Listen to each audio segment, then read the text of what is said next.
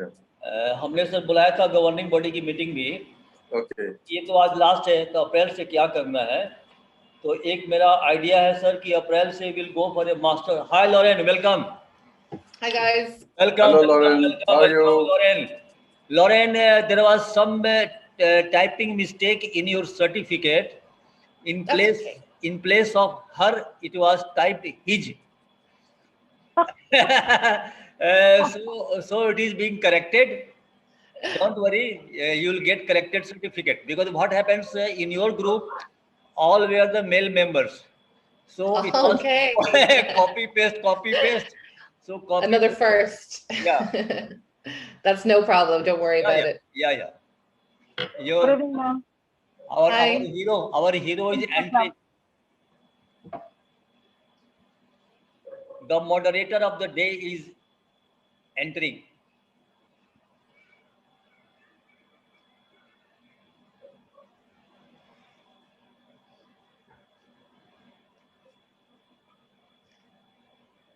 Here comes Brian.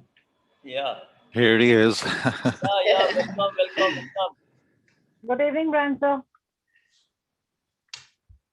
Good evening, Sir Barana. How are you? I'm fine. How are you? That's good.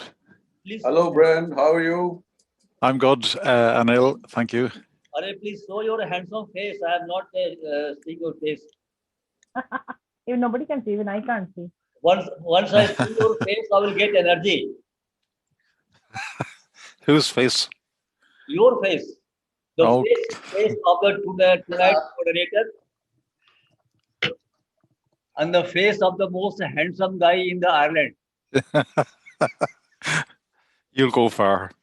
Very I think Lorraine should try to use him as a male model. Oh, I've got plenty of Brian in the on-set photos for blackmail purposes. Yeah. That's new to me. All right. What has gone wrong? You are not being visible. Who? Me? Yes, we can't see you, Brian. Sorry? Yes. Now. Now I got the aura transferred from Ireland to India. I'm feeling very energetic. That's this morning sunrise. Yeah. Oh, wow. Yeah. And your posture, your sitting arrangement is so well framed. Yes, I was trying to get a little ring around the top here, a halo. Oh, you wanted a halo? So well composed, as if brand is a part of this landscape. Yeah. The skin tone is matching with the cloud colors.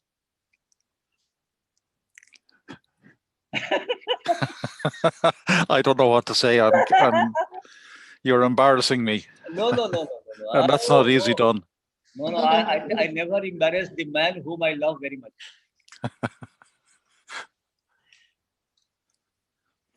So today is the day for Brian Hopper.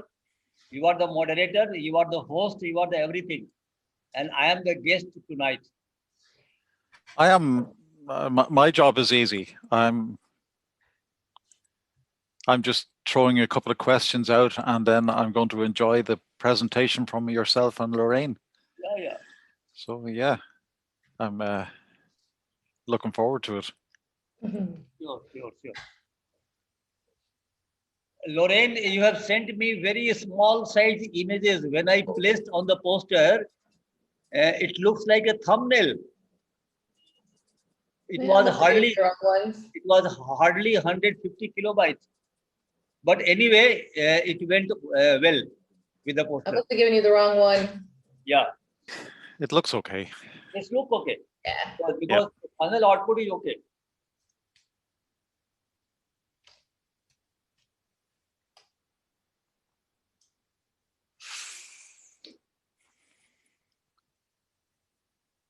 It's the calm before the storm, huh? It must be, yeah. You've rearranged the cars. Have I? Yeah. There were 3 on display. Well, maybe you know that the angle is just. Oh, it's there's another one. It's there, yeah. Yeah. Just to hit Like, what? Yeah, I probably hit the camera when I was reorganizing here yesterday. Mm-hmm. So you have a nice little studio and all upstairs, I presume, Lorraine. Yeah, like we don't really shoot up here. We mostly would shoot in the kitchen because the light's just lovely there. No, what I mean is for the studio for your Zoom sessions and that. Oh yeah. We set this up as an office anyway for Kieran when we moved because he works at home a lot. So I just moved in. True enough. He's used to that. I So presume he's out. So welcome. Welcome, sir. Thank you, sir. Thank you, everybody. Good evening, everybody. Good evening. Good evening. Good evening, everybody.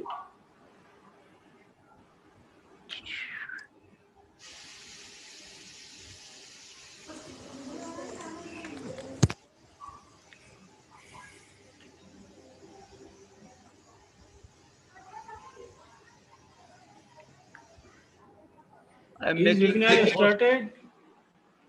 Is it started? Not yet. No.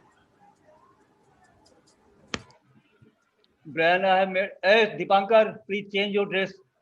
Dipankar, please change your dress. Arey, sir. No, this will not work.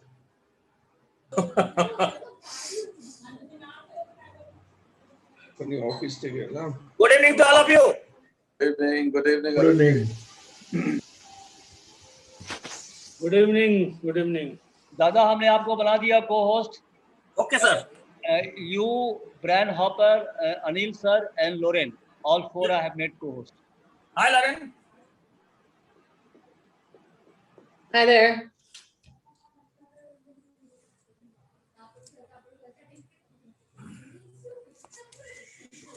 Ireland থেকে দুজন রয়েছে এখানে। Brian, still I have not read your questions. Can you believe? Just I took the printout 5 minutes, 10 minutes back. And just you will keep on asking, I will keep on replying. What did you not print out? Okay, just because I was having very hectic time today, because I had to work for the newspaper for tomorrow, because we are having 2 days holidays because of the Holi festival in India. So the newspaper requested me, sir, I want a 8-column images of Holi. Then I went out and shot the picture. I took the help of my wife, and then I shot the picture for the paper. Okay. So, I was having shortage of time anyway. Just the printout is in front of me, and to ask questions, I will reply whatever little I know. Okay. Okay. Sir, ठीक है? अभी ठीक है. Yes, Ricardo Busi is coming. Great.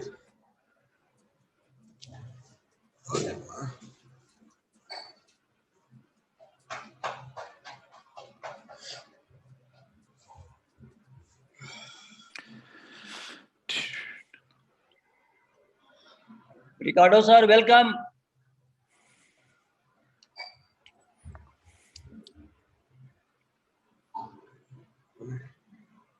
Anil sir, good evening. Good evening. कैसे हैं आप? दीपांकर बहुत जी? Tired sir. अभी लौटे ऑफिस से. बहुत टायर्ड है सर.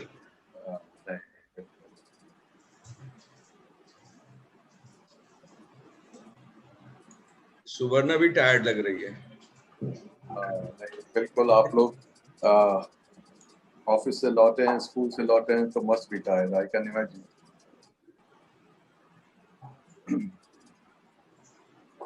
सर, सबके थकान की अलग अलग कहानी होती है. एक सर को देख के सब थकान दूर हो जाती है हमारी सर. हाँ. काफी deep To be with such meaning an है. energetic person. you get so tired. Lorraine, let me tell you something very interesting about this kind of Dhanbad Camera Club group. When brand appears, we get aura of energy. when Subarna Banerjee appears, we get tremendous energy in form of light radiation. Oh, that's so lovely. I'm sure.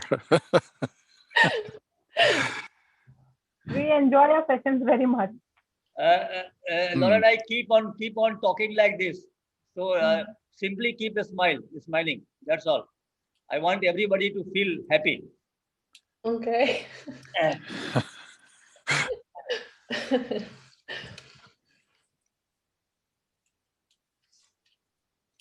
Yeah. I think we'll start around 7:05 or 7:10, sir. Yes, it will be fine. Yeah.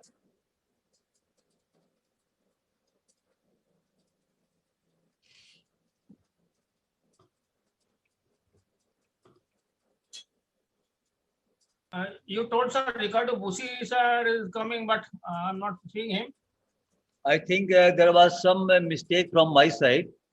I just read RUC, but it is Ruchira Rudra, Okay. not Ricardo Busi.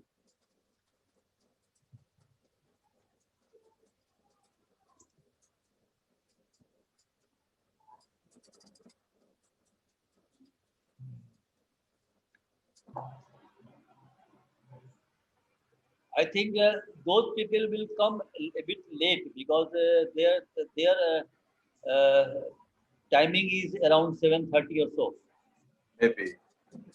Maybe they will come around 7:30.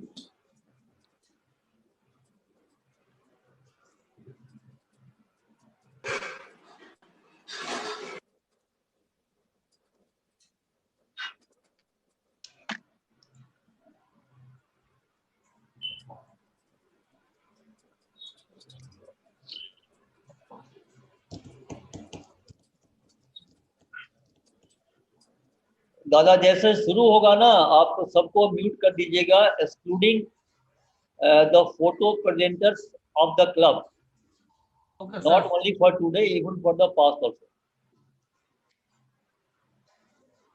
Okay, sir. because they will not create any unnecessary noise. We are sure. Done, sir. Tanoj sir coming.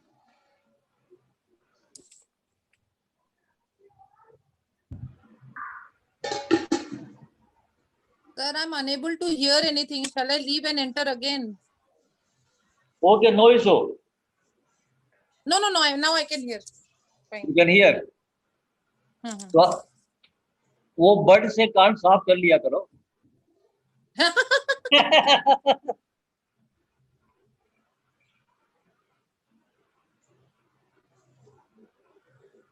Anil sir, I think perhaps you had a beautiful Himalayan tour last week. Yes, Arunji. For 11 days, I was there. This time with madam also. Yes. Last year also I took her with me. Tanoj, welcome. Tanoj, welcome. I think audio is not connected still now. Okay.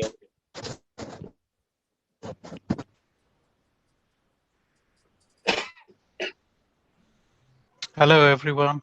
Yeah, Hello, Tanoj, welcome. hello Tanoj, how are you? नमस्कार कैसे? बिल्कुल ठीक, आप कैसे हैं? The light on Oh, ठीक ठाक. the light on your face indicates it's quite late night in Melbourne. Yeah, it's 12:30 now. Yeah, quite late Wow. in Melbourne. Yes. But your face is getting wonderful golden light. That's all right. Like the background. Thank you. Like the background of Brian Hopper.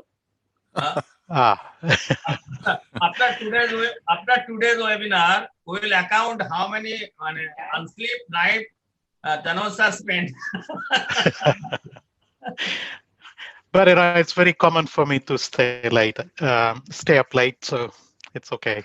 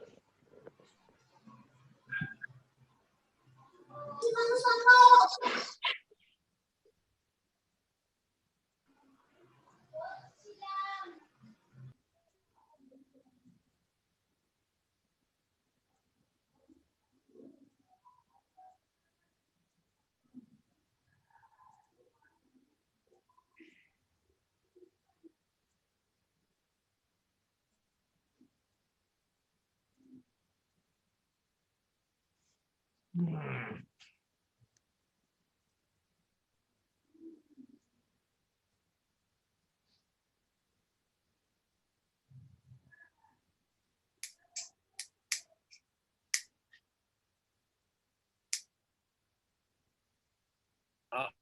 चालू ठेवू का बंद करू?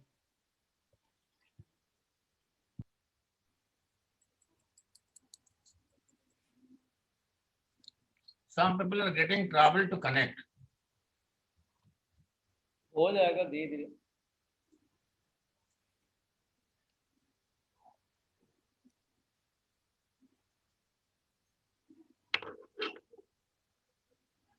आज मुकुल आएगा कि नहीं?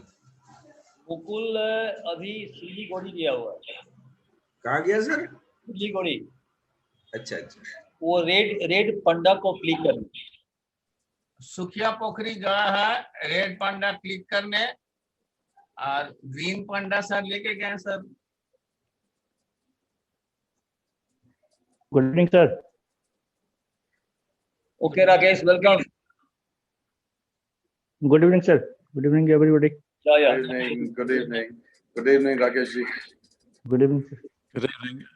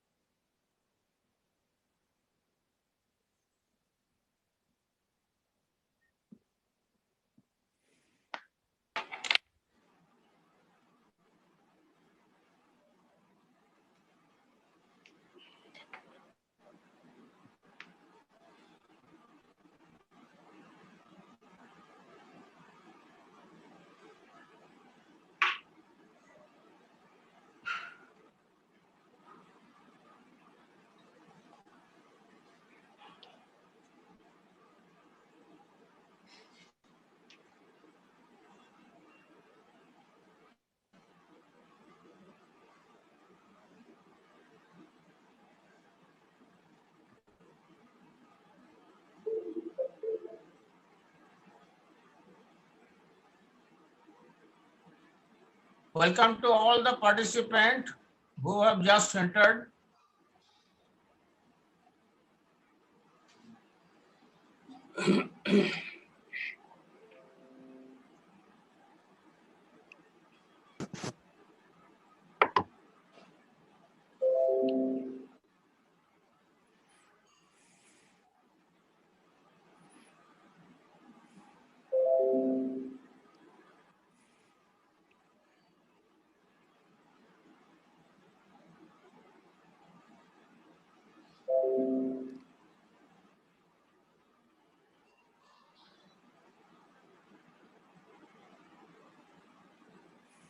Ajit Joshi sir, you are not being visible. Your virtual background should be.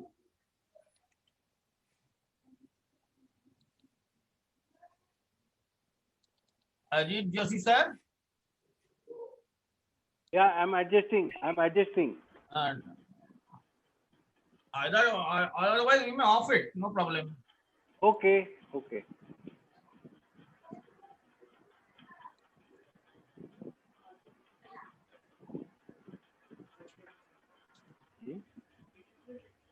Oh.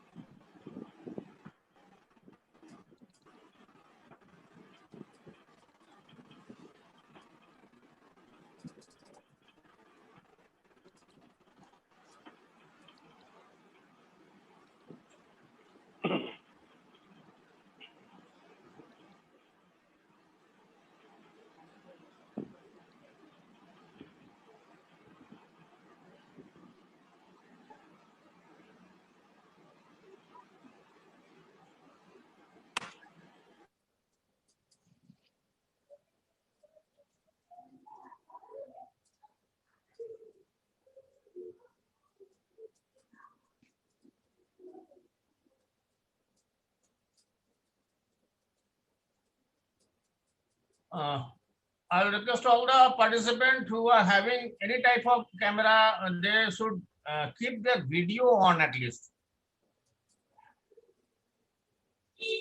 Keep your microphone muted and video on.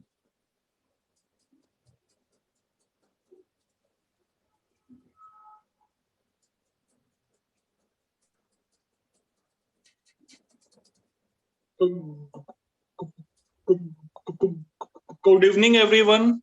Yeah, good evening, Haji. Yes, Harsh, good evening.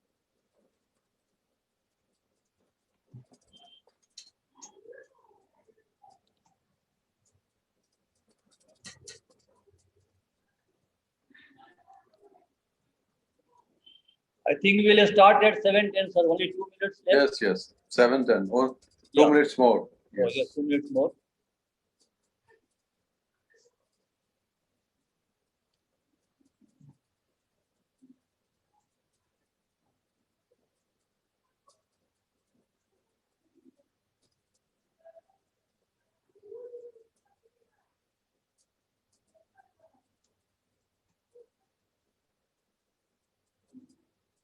Good evening, Mukesh ji.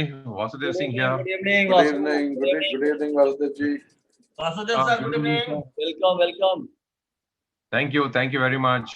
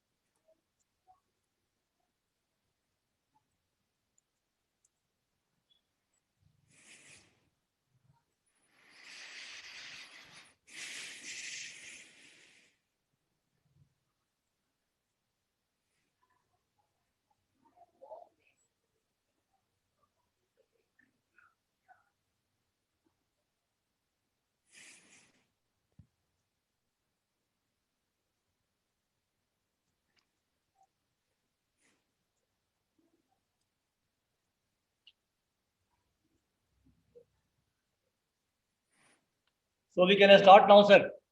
Yes, Mukesh. Yes. Friends, on behalf of the Dhanbad Camera Club, I welcome all photo friends to our 16th photo webinars on fashion photography with a distinct variety of fashion photography. Today's speaker is Lorraine from Ireland and myself from India. This is the last webinar of this standard or this kind of stature. But we will not end the whole show. We will keep everything alive, and shortly our governing body will meet within a day or two. By 31st, we will announce what we will do from the month of April.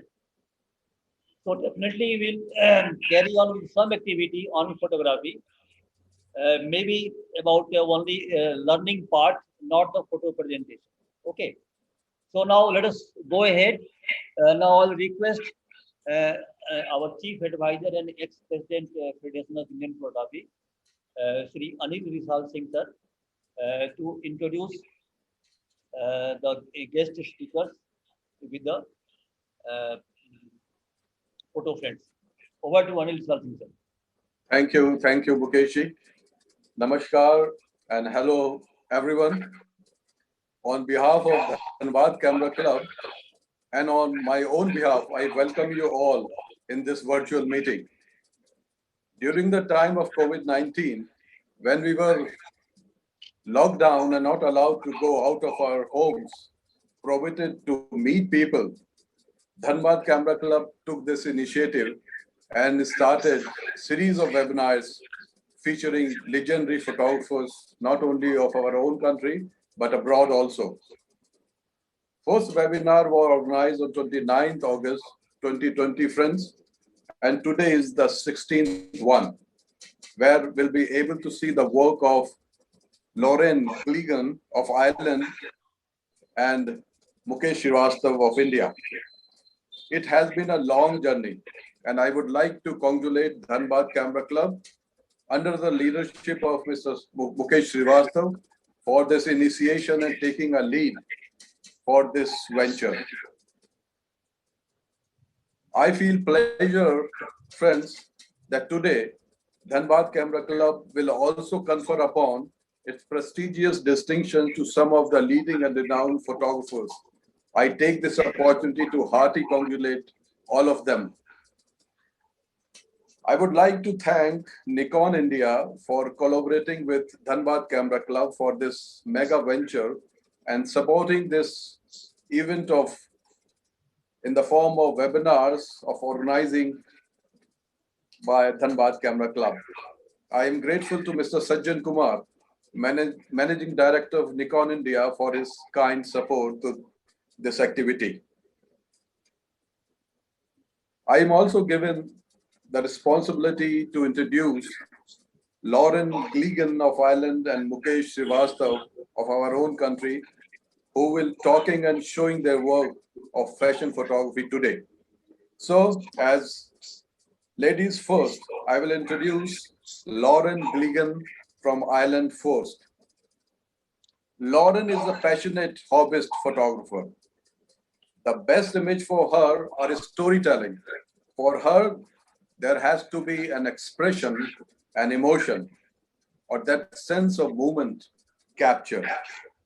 Inspired by the world of fashion, nude and fine art photography, Lorraine strives to deliver a dreamy or otherworldly elements in her photographic images. The final images formed in her mind long before the shutter clicks.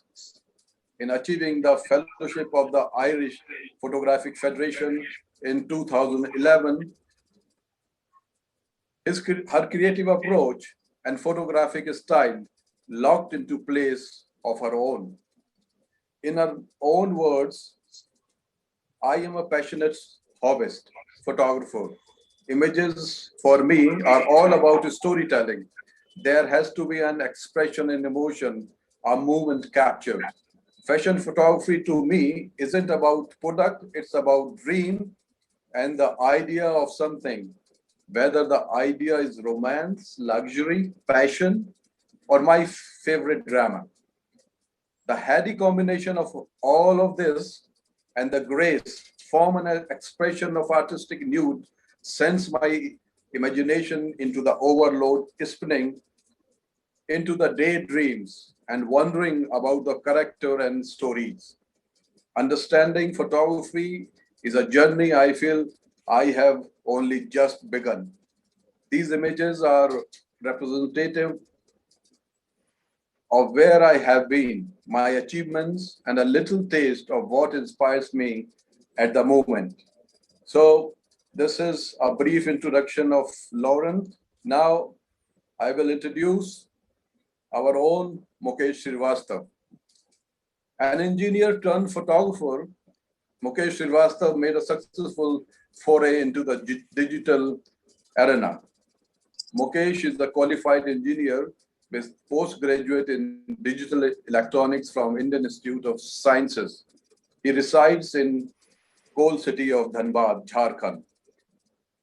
To explore the world through his lens, he traveled to Australia, UK, Holland, Brussels, France, Switzerland, Germany, Italy, and Austria, South Korea, and Ireland.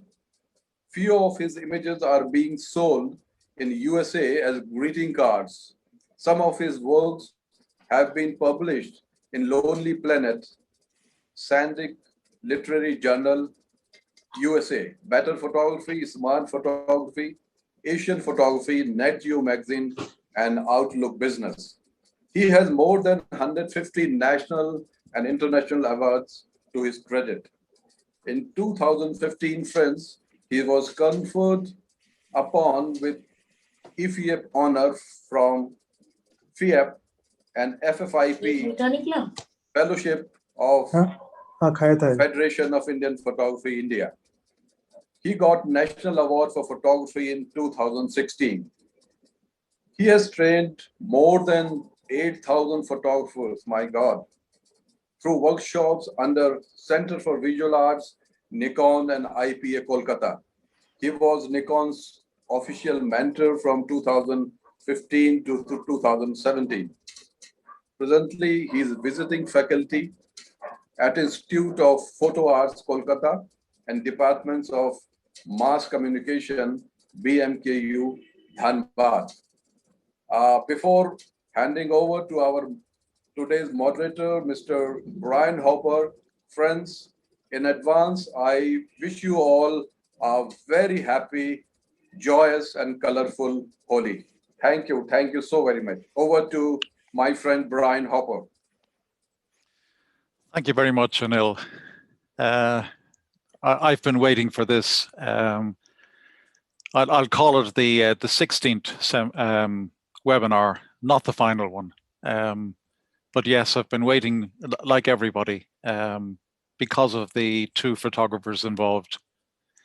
Both, I can honestly say, are friends of mine. And we're going to really enjoy seeing their work. As most people know, in most genres of photography, photographers, when they practice it, they become known and they become discovered for a unique style. Especially prevalent in fashion and fine art nude.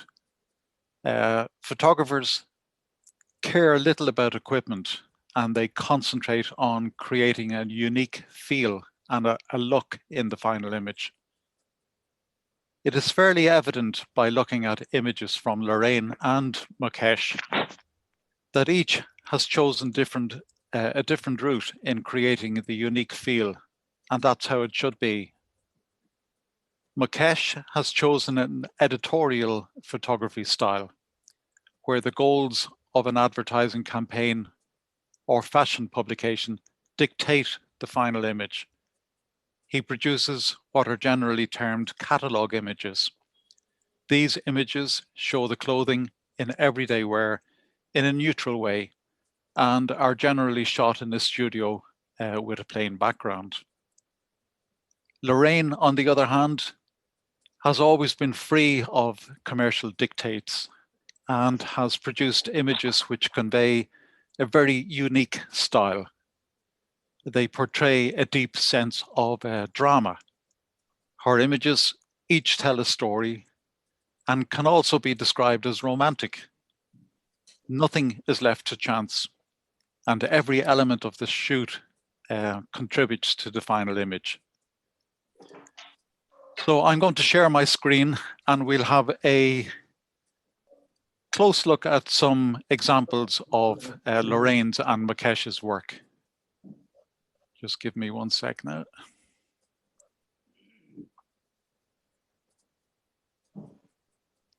Barbara, welcome. Hi, Barbara, welcome. Hello. Yeah, welcome, welcome. Okay. Hello all. Sorry, I'm late. No issue.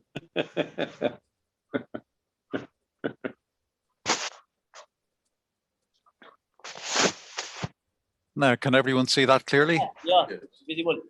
So we're just going to give a little brief run through of about 10 images from both Mukesh and Lorraine, and you'll get some flavor of what the presentation is going to look like today.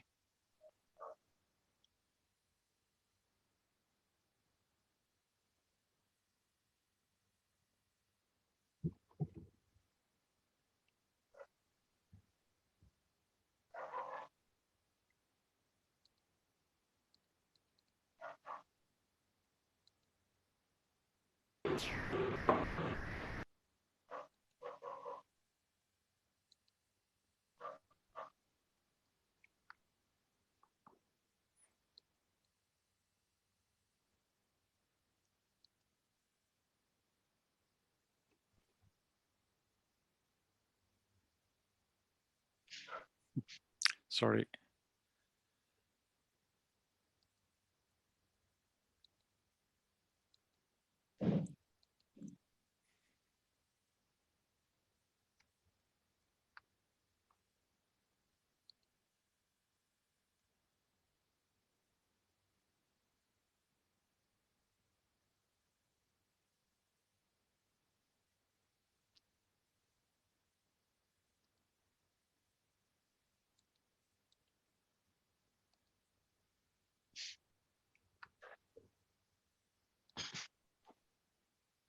And now we'll have a little preview of Lorraine Gilligan's work.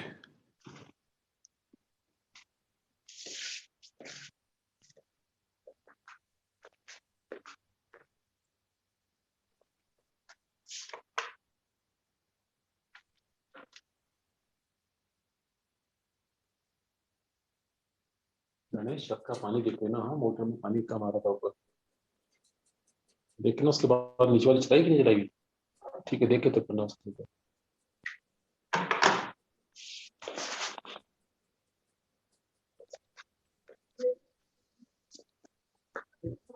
Around can go Guinea. Please. We need to mute anyone that comes in.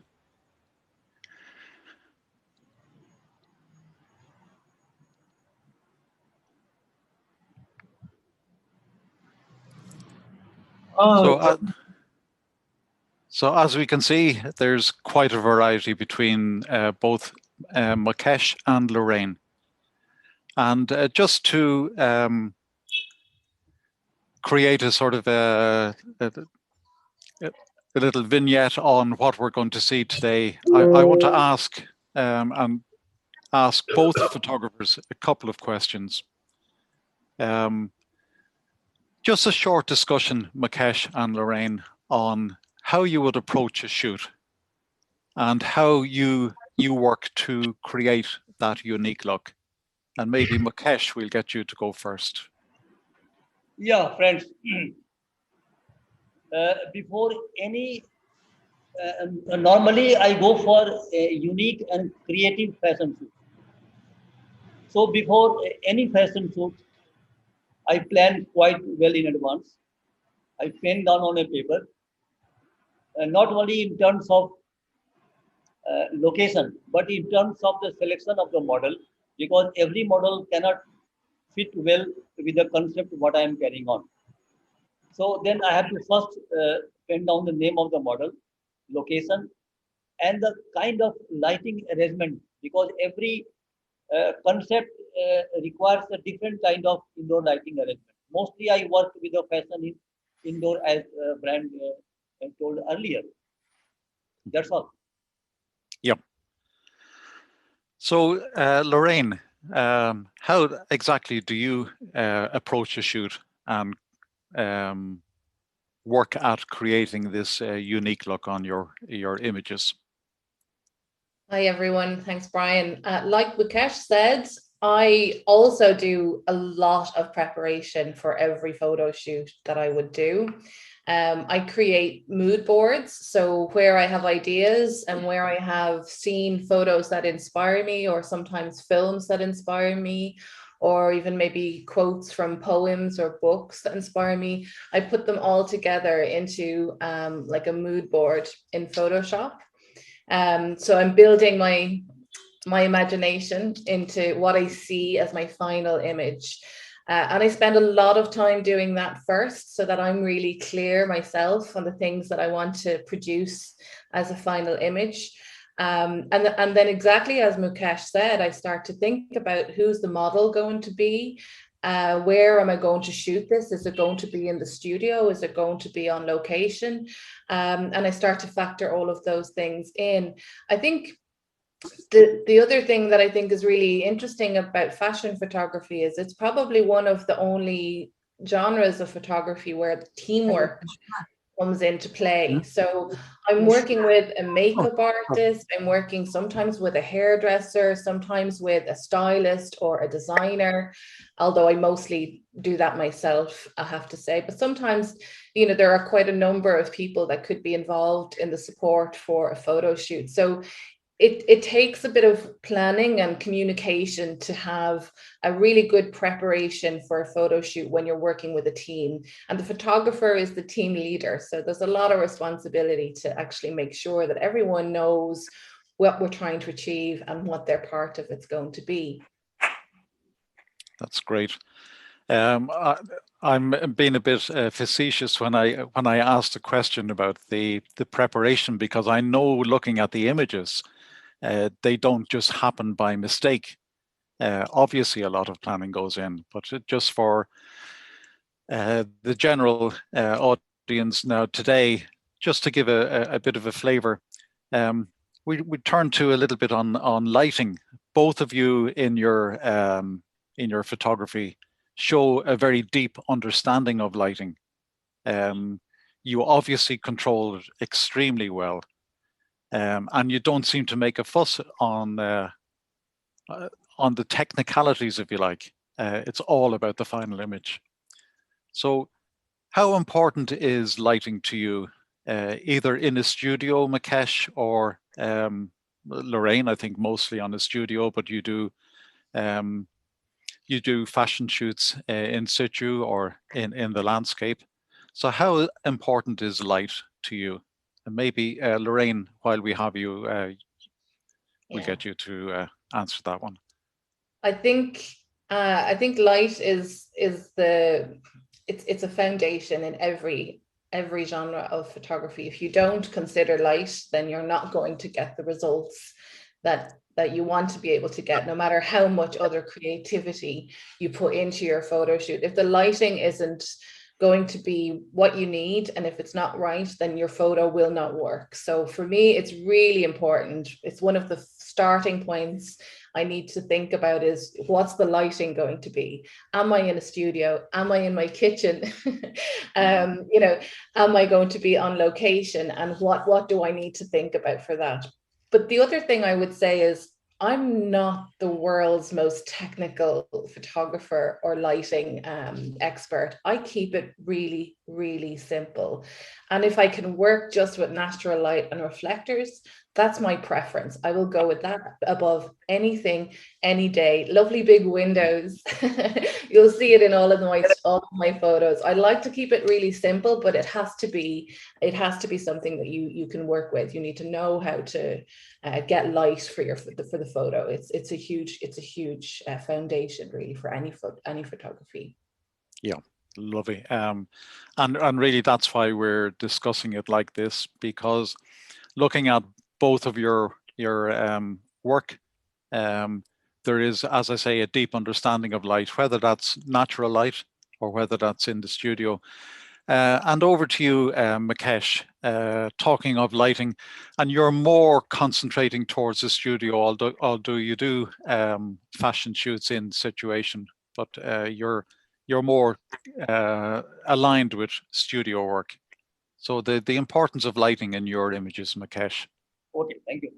Before I give reply, I must welcome Ionis Lagoris and Adit Agrawala, sir. Welcome, sir.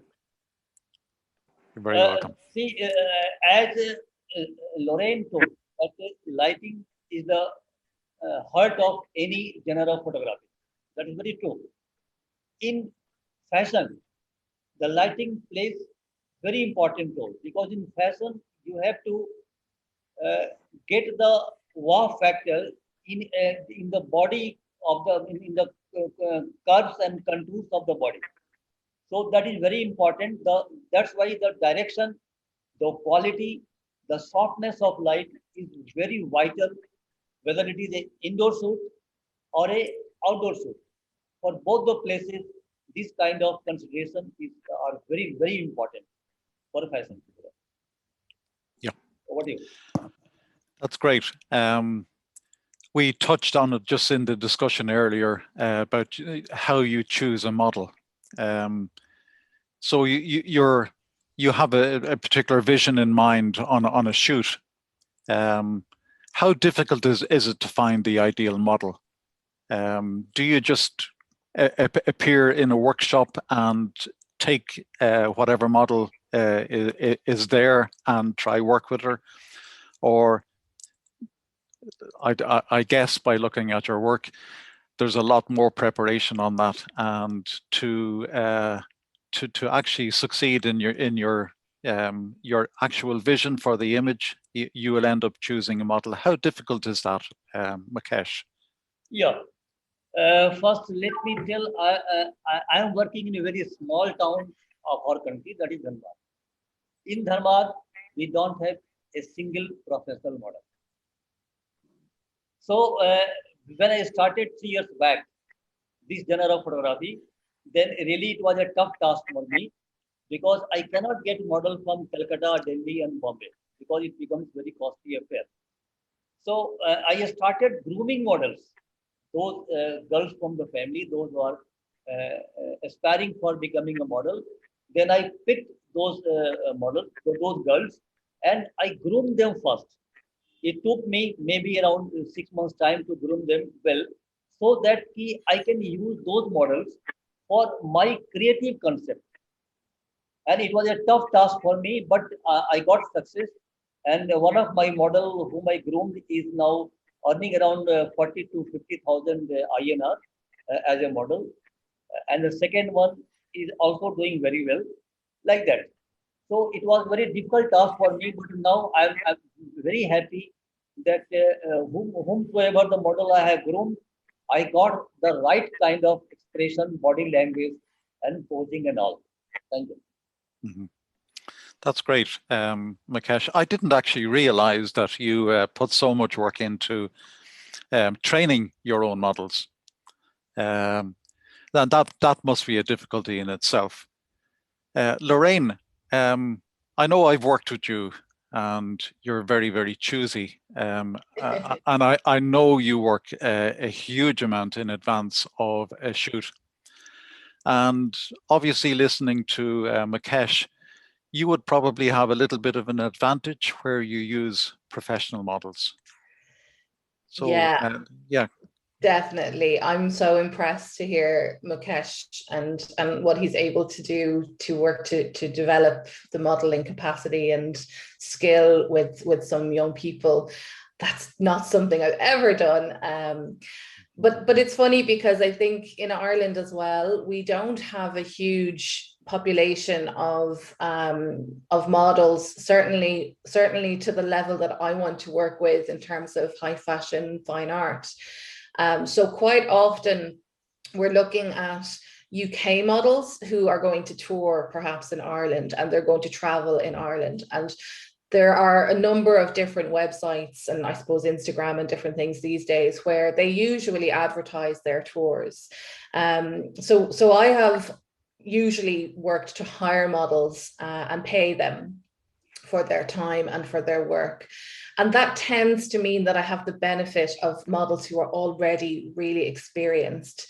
And I know that that's a really huge advantage because they're used to working maybe 2-3 different photographers a day, and they plan they're working all the time, so they have huge experience in understanding how to pose, in understanding their bodies, and in understanding how to communicate physically for a photograph. So I know that that's a big advantage, and that's definitely something that would be very important for me in choosing models for my photos. In my talk later on, I'm going to show you an example of a mistake I made in choosing the wrong model. And it was my mistake. It wasn't the model's fault. It was my mistake. But you'll see really clearly how that can impact on me being able to produce the image I wanted, or not in that case. So I think it's hugely important to think a little bit about what are you asking the model to do.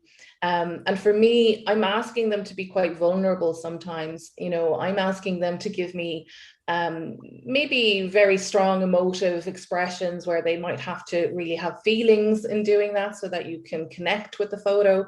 I'm asking them to pose nude. I'm asking them sometimes to pose nude in public. So I think it's really important to be able to talk to your models, tell them what it is that you want to do and what your vision is. And if they're not happy to do it, that's absolutely fine. You move on, you find another model, you don't push. So it's really, for me, it's really important to have conversation all the time leading up to your shoot, explaining what it is that you want to do, so that there's no surprises really for anybody when it comes to getting on set and being able to work together to deliver the photos that you're really trying to produce. So for me, I've been very lucky to be able to access that pool of professional models and work with them.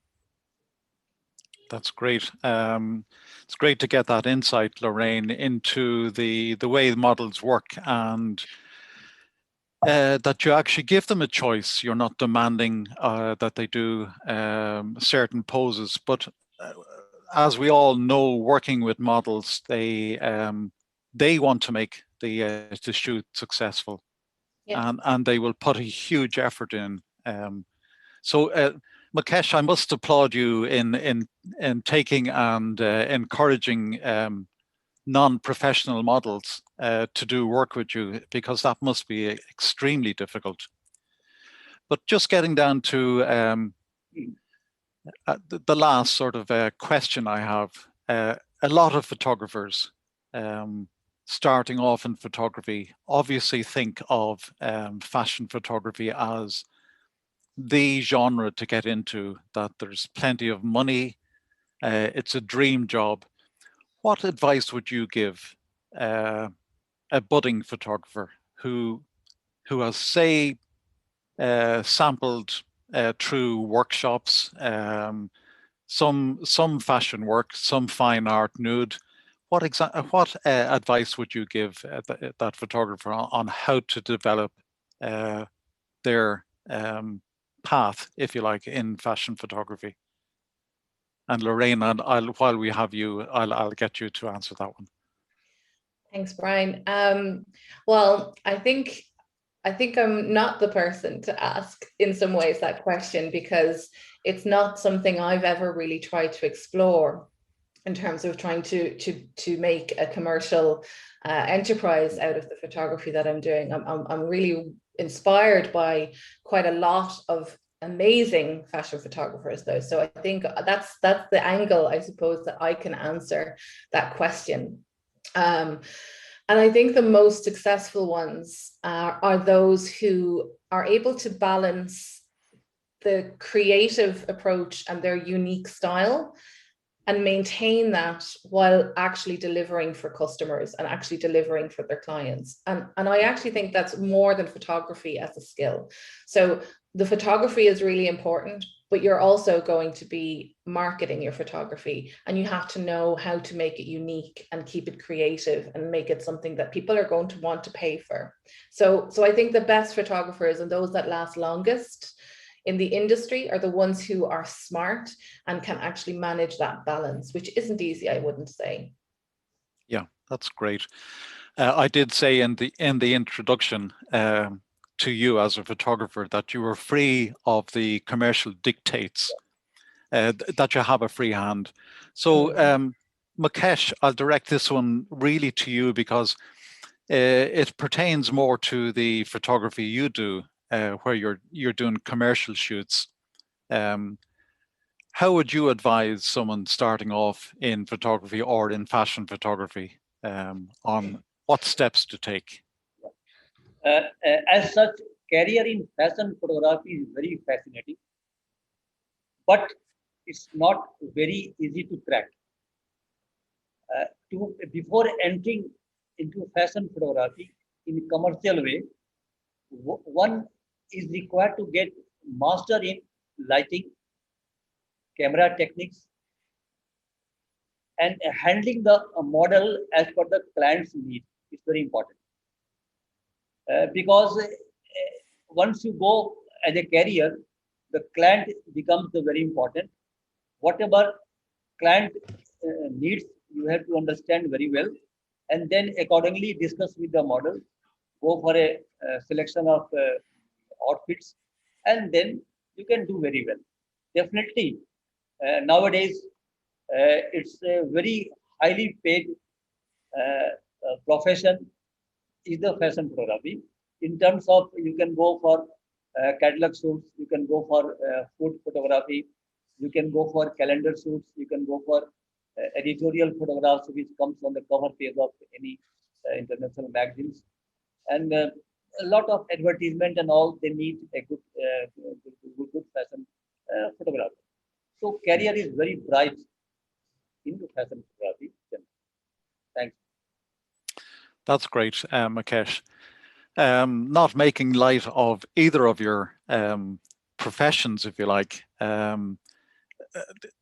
Everyone can see now that, you know, for fashion photography is a mix of skills, that includes commercial skills, marketing skills, business skills. So these are the sort of conditions you need to keep in mind when you want to think of developing your photography in the genre of fashion photography. So they were just a couple of questions that we decided we'd pose from the start to give people the impression, or if you like, the overall look of what we're going to present today. So we're taking a little break. I'm popping back over to Anil, I think, or I'm not sure whether Aaron is looking after the presentation of. Okay, Brian. Thank and you. we're back to the presentation then after this. Thank you. Thank you very much, Brian. Earlier, I was knowing that you are a landscape photographer, but the kind of in-depth knowledge of fashion photography I have seen during asking the questions, I am really so happy to go for such kind of questionnaires with us. Now, friends, we started our DCC photo webinar in the month of August last year. The reason was this COVID-19.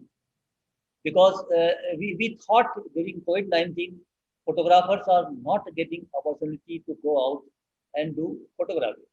So why not to go for such kind of photo webinars where the photographers sitting in front of their even desktop, they can learn, they can get inspiration for the world level legendary photographers. Like I can tell you very frankly today, my friend Ionis is here. From his presentation, I got a lot of inspiration. And in fact, I am working based on his way of study in terms of the body shape and forms of the body. So like that, a lot of people got inspired during our photo webinars. And I was so happy that I never got a no from any legendary photographer when I requested him to come and join our photo webinar as a photo presenter. So then we felt we must, because they are giving their time so much for the club. So club must start honoring them by conferring some kind of distinction. Although we are a very small club located in India, but being small, we think very high, and we are quite broad-hearted club. So we decided.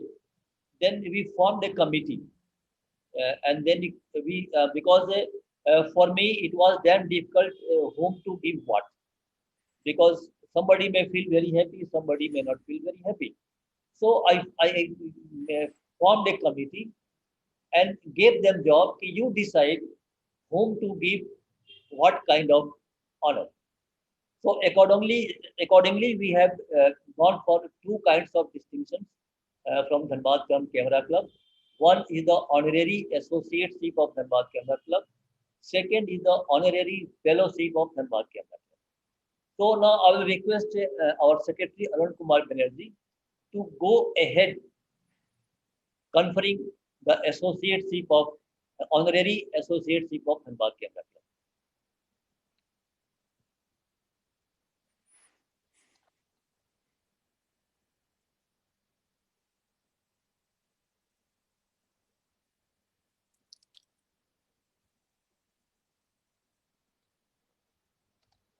Arunji, unmute yourself. Your audio is mute. Arun, your audio is mute. Yeah. Am I audible now? Yeah. Sir, before going to confer the awards, I would like to welcome some of our senior guests and distinguished photographers who joined late today. Sir Shivji Joshi is here. Ajit Agarwal sir here. Mr. Ane Bonanta is here. Welcome to all. Now I would like to request sir to give me share the access to I share think this. I think I made you co-host in the very beginning. Now I'm sharing. Yeah.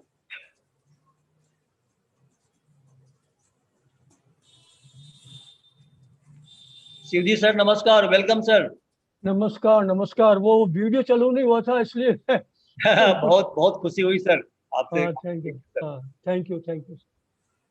So friends, I am going to read out and confer the honorary associateship of Dhanbad Camera Club honor to our distinguished speakers and guests of our webinar so far, and it will go serially as per the webinar was organized.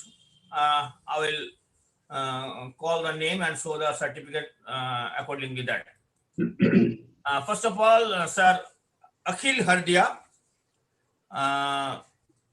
Before showing the other certificate, I would like to read out the certificate for the first time, because all the certificates are same. Honorary Associateship of Dhanbad Camera Club is hereby conferred upon Akhil Hardia. This is in recognition and appreciation of his dedication, commitment, and exceptional contribution towards photography worldwide, apart from being a source of inspiration to art photographers globally. Thank you. Sir Akhil Hardia. The webinar was done on 29th 8 2020. Akhilji, are you here? Akhilji, are you here? No, go for next. Then before this there was a name. Yeah. Then our Brian Hopper sir, the next certificate of associateship. Congrats, Brian. Going to hand it over to Sir Brian Hopper, who presented his presentation on 26th 9th 20. Then thank you very much. Yeah. Thank you, sir. Welcome. Then Madam Agatha Annie Bunanta. Agatha, are you here? I think yes. Yeah. Congratulations, Agatha. We are very happy. Yeah, it's an honor for me. Thank you so much. Big clap. The presentation was presented on 7th November 20th. Then Madam Barbara Smith. Congrats, congrats. Congratulations. Certificate of Associateship of Dhanbad Camera Club. Thank you so much. We are proud to confer you. Barbara, I think you can speak a few words if you wish so. Agatha, again, I will request you also. You can speak a few words regarding your experience with the DCC photo webinars. So I'll request Agatha Branda first to say something. Just few words. Yeah. First of all, let me say again, thank you so much for the appreciation. As you mentioned before, that this webinar actually starting due to the pandemic because we cannot meet people and we have to stay home. But the things that I see special from your club is actually the consistency to have the webinar.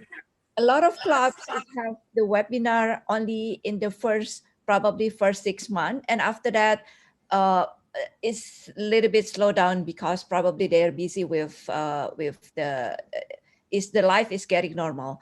But for Dhanbad Camera Club, I think I will give appreciation because of the consistency to make a consistent webinar. You have a really very regular schedule. I think since it was started when, Mukesh? Is it started? August 2020. August. Yeah. Even until today, still consistent, and I think it's a very useful for everyone. to attend your webinar. And the speaker as well, I can see that this is a very high skill speaker. I'm not talking about myself, of course. Like the one that we have today, and everybody that you have previously. So this is a high appreciation for me, from me. And again, even though you mentioned that this is a small club, but this is not small or big is actually it's not important. I think the most important thing is the activity that you has established, and I congratulate you as the leader of this club, and also congratulate to all the members that has supported the important activities during this pandemic. So again, thank you so much. It's been an honor for me to receive this honor, and I wish the club will be very successful in the future, and I'm sure it will be very successful in the future, and it will become a role model by the other clubs in India and also worldwide. Thank you again. Thank you, Veronica. Thank you so much. Now Thank you so much. Barbara, please say something about your experience with our photo webinar. First of all, heartfelt congratulations to all honored photographers and all persons who do such a lot of work and have so good ideas to make these presentations. It is a special way you do it, and it was a new experience for me. And I liked it very much how you helped me to be able to do all this, because new experience, I had only images, I had no idea of this technique, how to do it. And you take the photographers where they are, and you help that more and more people can participate and have fun, and can take it in the way they want it, they need it, and make own experience. And that is the most important. I like very much what you do, and like Agatha told us, it is not a question of big in the meaning of how many members. It is always where are the persons who give their heart and do all the work, and who are involved in such a way like you do it, especially Mukesh, you live it. And that is what gives the power to all the other persons. And I'm very thankful that you had me in your mind and to invite me in your club. I'm really proud about it and thankful. Please go on in this special way. My best wishes for all. Thank you. Thank you, ma'am. Thanks, Barbara. Yes, go for next. Now, in continuation with the list, sir, now the next one is for Sir Subrata Kumar Das, Principal, Institute of Photo Art, Calcutta, for his tremendous. Are you here? Mission. Subrata, are you here? I think he's not here. So go next. Now, next name is Sir H. Satish, famous photographer of India and abroad also. Our distinguished are guest. You here? Satish, are you here? Go for next. The presentation of Satish ji was done on 13th 3/21, and in the list, the last one is to our distinguished guest of today's webinar, Madam Lorraine Gilligan, for his cooperation, and as the appreciation of his cooperation, we are conferring the certificate. Congrats, Lorraine.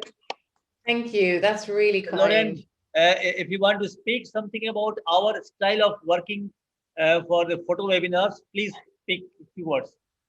I think it's really kind and welcoming of you to do something like this for a visitor, and I really feel it. It's very warm. The only thing I would say is it's so impressive to see I talk about preparation in photo shoots, the preparation that Mukesh and Brian have put in terms of checking in with me, making sure I understood everything for today. That's been very, very helpful. And I think it's a testament to your club that you have people who will work so hard and so professionally to get your to help educate everybody and to bring everybody along. It's really, really to be commended. Congratulations. Thank you, Lorraine. Thank you, Lorraine. And that's go ahead. Now it's time for honorary fellowship of Dhanbad Camera Club. Let me share my screen.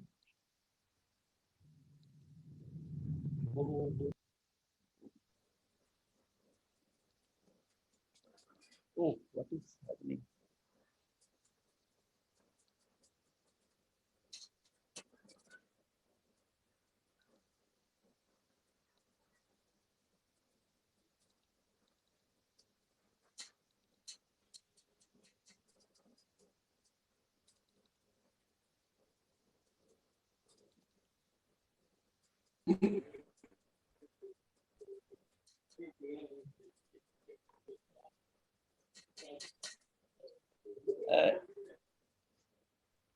Anil Risal Singh sir is our chief advisor also, and he's the ex-president of Federation of Indian Photography. He presented his photo slideshow on 24th October 2020. And we all, but after his presentation, I have found a remarkable change in our members, that everybody is looking for forms and textures, and that is the great achievement for the club. Now, I will request Anil Risal Singh sir, please accept our honorary fellowship of Dhanbad Camera Club. Congratulations, sir. Thank you. Thank you so very much. Yeah, Mukesh, speak a few words, sir. Yes, certainly I would like to. I would like to thank Dhanbad Camera Club for conferring upon its prestigious honorary fellowship upon me, recognizing me in the field of photography. Such type of recognitions used to give new energy to strive for better. So I am feeling a new energy by getting this honorary fellowship by Dhanbad Camera Club. And I am ever grateful to you, Mukesh ji, and DCC for this great honor. Thank you. Thank you so very much. Thanks, sir. The next is Padma Shri Anup Sahji. Anup ji, are you here? He presented his photo show on 21st November 2020. And he's the man who showed us the entire mountain range of Himalaya, because he has done a lot of mountaineering during his career. And that was the basic, I can say, his efforts that he was awarded one of the highest honor from the Government of India, that is the Padma Shri. Congratulations to him. Next, Sinha sir, are you here? Dr. Barul Sinha also is being conferred with the honorary fellowship of Dhanbad Camera Club. He is our present Secretary General of Federation of Indian Photography.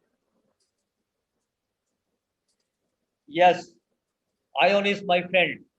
Congratulations to you, and accept our fellowship, honorary fellowship from our Dhanbad Camera Club. Congratulations, Ionis Nicoris. Hello. Thank you. Yeah. Thank you, dear. Can you hear me? Yeah, yeah. Yes. Yes. Thank you, dear Mukesh. Yeah. It's a great honor for me. I really appreciate it. Thank you so much. It's a great honor, but at the same time, a great obligation for me to go on further. I would like to thank you for all you have done in the field of photography, especially you, Mukesh, and Arun Kumar. You are working so hard in Dhanbad Camera Club for promoting photography.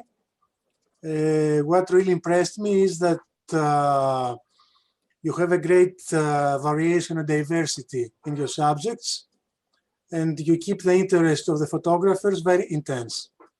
After so many months, you still have a big auditorium, a lot of photographers from around the world who are still interested in following your webinars.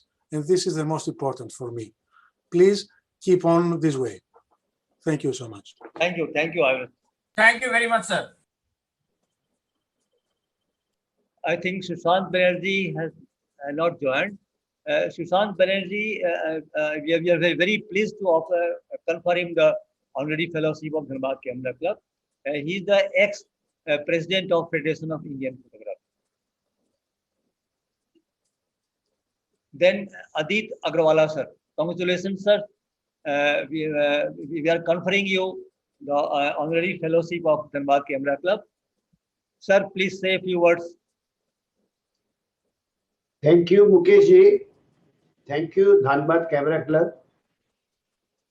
It's a matter of honor that you are recognizing me by awarding your honorary fellowship of Dhanbad Camera Club. But besides this, the thing which I appreciated very much is this series of webinars organized very professionally, impeccably by Dhanbad Camera Club, its dynamic president, Mr. Mukesh Srivastava, the secretary, Mr. Arun Banerjee, so very meticulously. And I often wonder, why not? Because DCC had the support and very excellent two people as their advisors.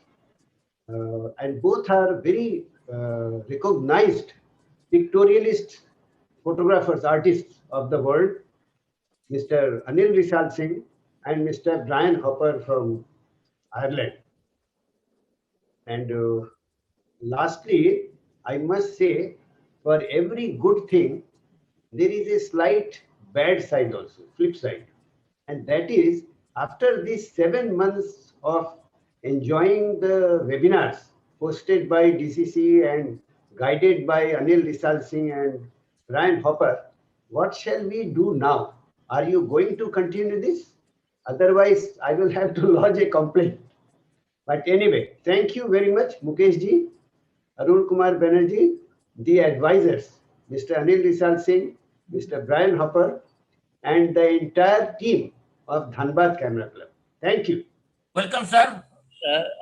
Thank you, sir. One thing, let me tell you, we will not continue this kind of photo webinars from the month of April, because we don't want to dilute the level of what we have achieved with the legendary photographers of the globe, around the globe. But shortly, we will have a meeting of our governing body, and by 31st of March, we will announce in the group what next from the month of April. The one idea which has stuck my mind, till now people have seen the photo presentations of legendary photographers. But now this is time to train them on a particular subject, on a particular genre. So we are thinking to go for a DCC master class, one session in a month, and that will be dedicated only for teaching, like a you can say institute classwork, class. No photo presentation. Say somebody wants to teach about macro photography. Somebody wants to teach about the droplets photography. Somebody about food photography. So that kind of learning process we are thinking to start from the month of April. But it will be only once in a month. This is our idea, sir. Okay, thank you. Please carry on. Yeah. I think that is the all, but let me inform all the participants here that apart from this, we have already conferred honorary fellowship to Ricardo Bussi sir during his presentation only, and to J.R. Snellger during his presentation only. So in total, we are presenting to around 16 people, associateship and fellowship. And I think each and every photo presenter is covered now. Now I will go for Sajjan sir. Are you here?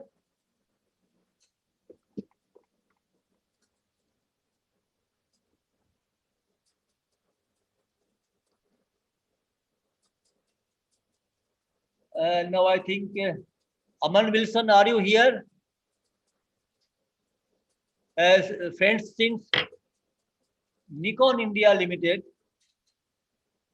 supported us till the end of the March as a equipment partner, so we thought let us also confer them something. So we conferred the honorary excellence in service for Dhanbad Camera Club to Sajjan Kumar, who is the managing director of Nikon India Limited, and Aman Wilson, who is the technical head of Nikon India Limited.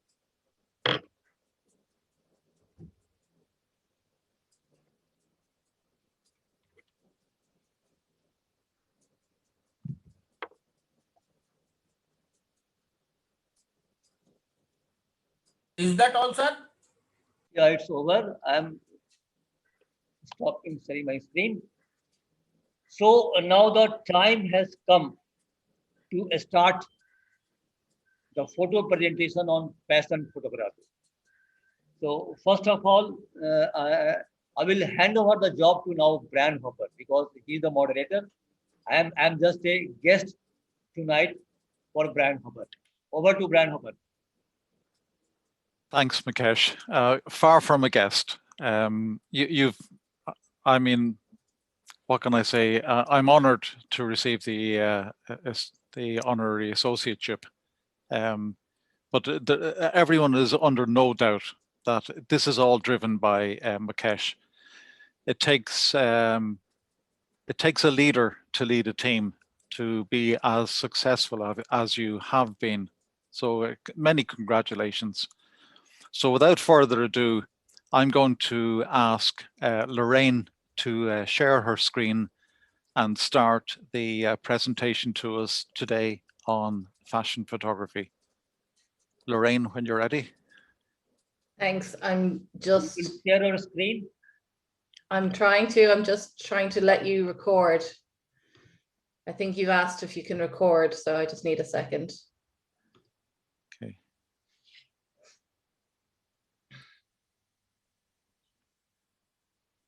You do want to record the photo presentation, am I right?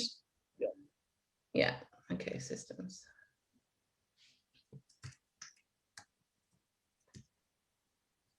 Okay. It says that I need to quit Zoom and reopen in order to allow you to do that. So we didn't test this yesterday. Are you okay if I jump out and jump back in, and maybe you might start with Mukesh? Yeah. Okay.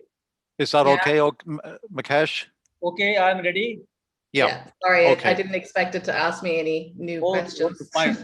That's okay. Sorry, Lorraine, you're going to miss a little bit. I'll be right back. Yeah. While you do that, we'll switch over to Mukesh to do his presentation. Okay, I'm sharing my screen. Great. Thanks, Mukesh.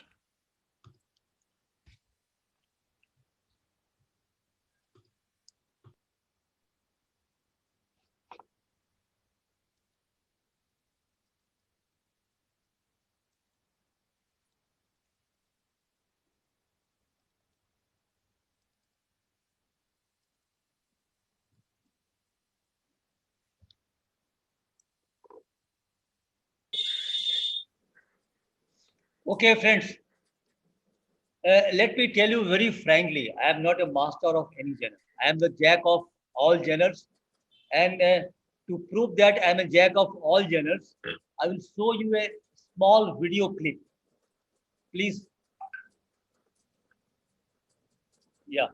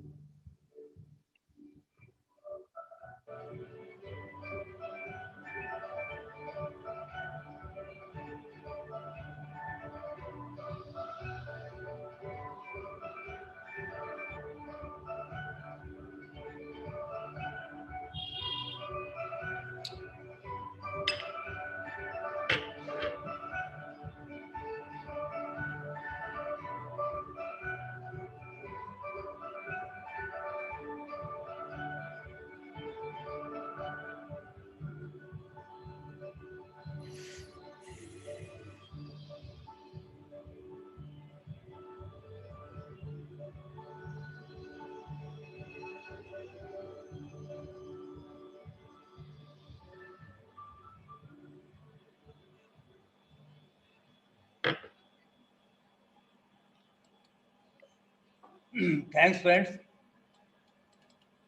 My recent works are almost inspired with the work of our great Ionis Licorice. So this fashion photography, it was not my genre 3 years back, but I'm very impatient photographer. I keep on changing my genre because once I enter into one genre, I try to achieve the perfectness if I can get it, and then immediately I change my genre. So likewise, 3 years back, I started fashion photography, but I thought, why I am doing fashion photography? Let me go for something different, unique, and create something different. So from the day one, I started creative fashion photography. Creative photography is an extension of conventional photography into creative art. Its purpose is to stimulate creative thoughts and encourage experimentation with new ideas going beyond a simple photograph. So here, for any creative work, let it be fashion or any work, the vision, uniqueness, experimental and original thought, these are the prime factors for any creative photography.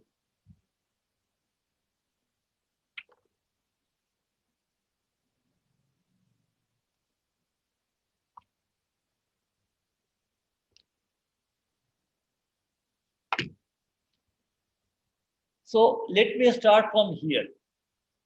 I had an idea because the way Brand asked me a question, how you select a model.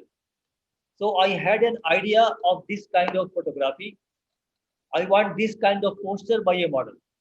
And here I have used talcum powder with two snoot light on the top, having blue and red gel. So for this kind of posters, I wanted looking for a model. As I told you earlier, in Dhanbad, we don't have a single professional model. So I made this girl. She was doing graduation in the nearby college. So I met her once and I asked her, do you do dancing? Because she was having a very slim figure. I'm like, yes, sir, I know dancing. I'm like, then I need you for this kind of shoot. And she did very well. Then, as I told you earlier, I had to groom the models for my conceptual and creative fashion photography. Here you can meet the first is Priya Jha sitting by the side of me. She met me to just, she told me, sir, I want to go ahead with the photography. I am doing ramp walk, but I am not very happy. So I told her that you need to go for a grooming session with me. Definitely, I will groom you free of cost. And before grooming, I take a model release contract. Once I am grooming you for 3 months or 6 months, then you will work with me for 2 years free of cost. So that's why I do grooming. I do grooming free of cost, but with a contractual contract. Next is Veronica Alfred. Her mother came to me that, sir, I have heard you are grooming young girls as a model. So she is my daughter. Can you groom her? Like, why not? And I groomed her. And today I will show you most of the photographs of these two models only. This is the underwater work. I did it.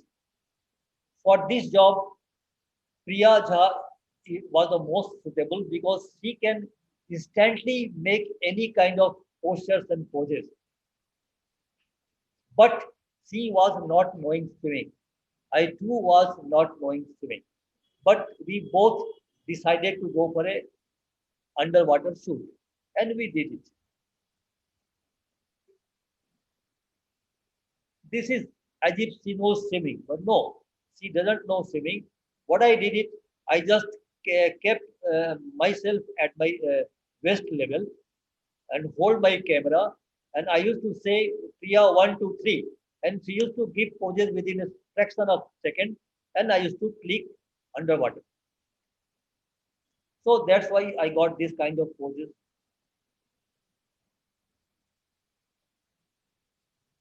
Then idea came to me to go for a milky bath. This too was a new concept, but it was a great challenge for me because nowadays the kind of uh, bathing tub uh, is not available in our city. So then I kept the idea pending. Let me locate bathing tub. Finally, I got a GI seat box made of 3 feet by 6 feet by 3 feet. And then I went for this milky bath photo shoot.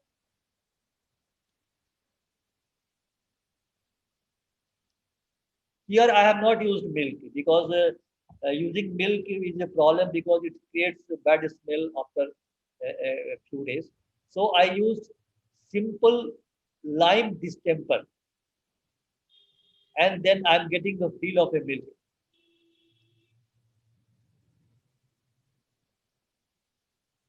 This photograph was awarded by National Geographic.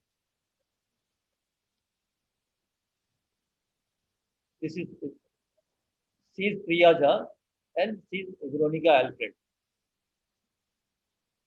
This is my recent shoot because this is the time for a flower called palas during this spring time.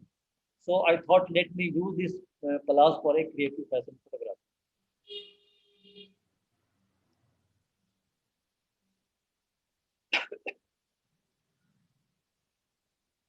Then what idea was to use honey for a honey bath photo shoot. I bought around 8 kg honey, and I did this photo shoot with Priya.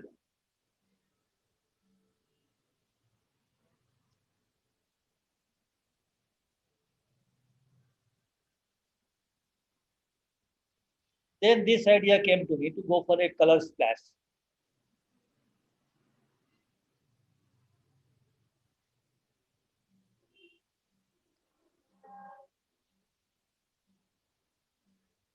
Here, let me tell you, friends, I never go for any professional makeup artist. I never go for any, you can say, costumes or outfits from outside the market, from outside. I have maintained a makeup system in my studio itself, and all the costumes used in my photography is designed by me and my wife. So I never hire any costume for my photo shoot because I wanted to make it very unique. You see the use of simple sari wrap,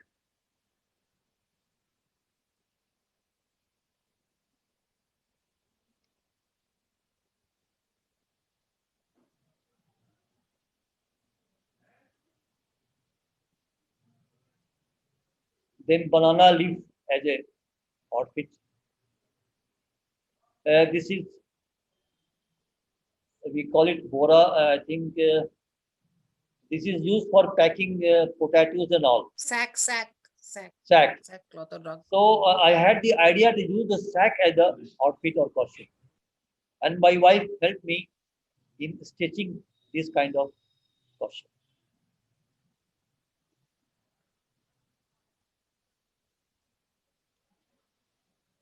She is Veronica Alfred. And then I saw so many places people are using face painting and all. So that too also I tried. And everything from in-house studio. Nothing is hired here. Again, this cap was made by my wife. Even this top. And this is the time of this palas flower. It's very beautiful. In old days, people used to make colors out of these flowers to play Holi.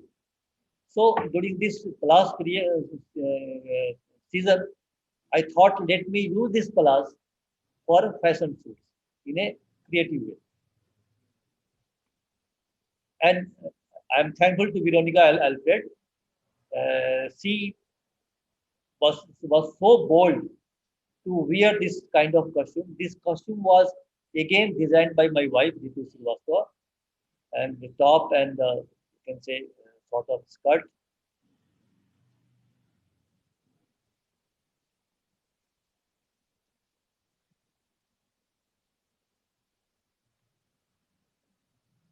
Then I had been to Iceland 2 years back.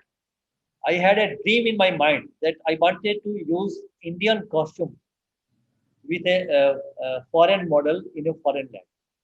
And that dream was fulfilled, thanks to God, in Iceland. She is from Mexico and she posed with the Indian sari and blouse.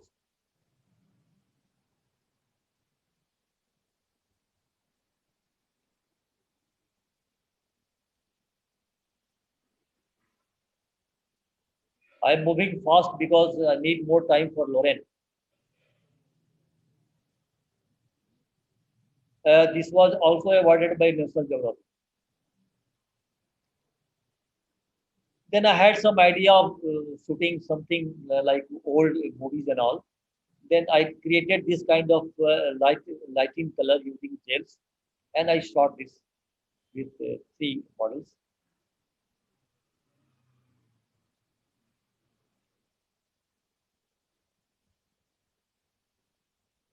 All these ornaments are from my studio. Then I tried some street fashion. Here, mostly I have used fish eye names. Again, here Priya Tha and Veronica Alfred. Veronica Alfred.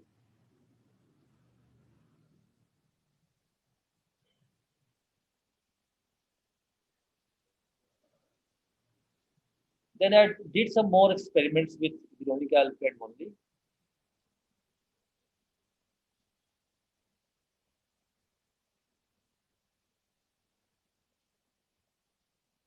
This was a great challenge for me and my model, but we both could do it.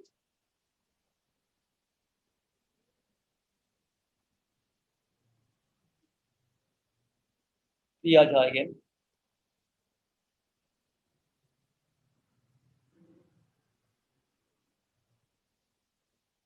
Then during COVID-19, this idea came to me how the people, young people, will go for a romance during this COVID-19 because they have to wear mask. So this is how I derived the concept and create the models to do. And no one is a model. The male model is just has started a ramp walk.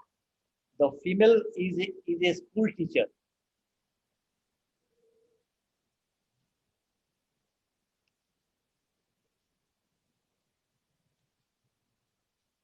Then in fashion, I have used precise lens to create a different kind of feel and frame.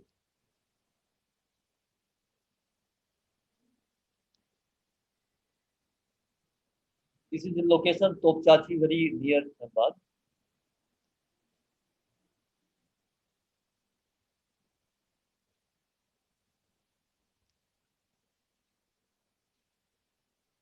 For this shoot, I carried a aluminum ladder almost 20 kilometers away from Dhanbad.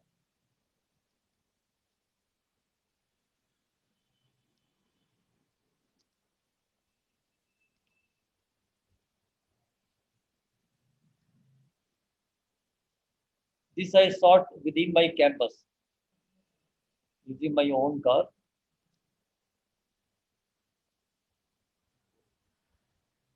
This is very unique I did during COVID-19 because during COVID-19 it was very difficult to go out of the home.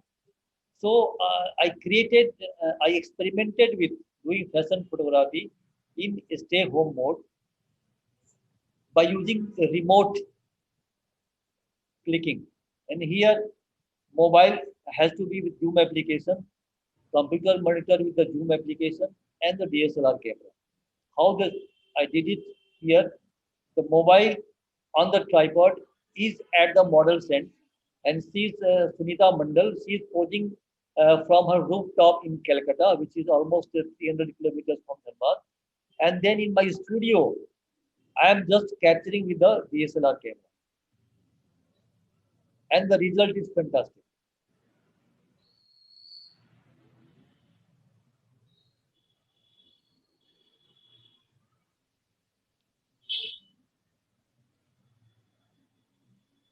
Thanks, friend, very much. Now I'll stop sharing my screen. Over to Brian Hopper. Mukesh, thank you very much for that. An extremely comprehensive run through of your photography, including the film strip at the start. You're very, very resourceful, as we would have expected, and you've got some fabulous results. I'm hearing a bit of an echo on the line. Anyhow, I'll just check that everything is okay with Lorraine. Yeah, Mukesh, if you can make me a host again, I can then try and share. Sorry for the technical hiccups. Oh, no problem, no problem. It happens sometimes. दादा थोड़ा देखिएगा, अब मिल गया. I got it. Got it. Yes, Lorraine, you are now co-host. Thank you. You can share the screen.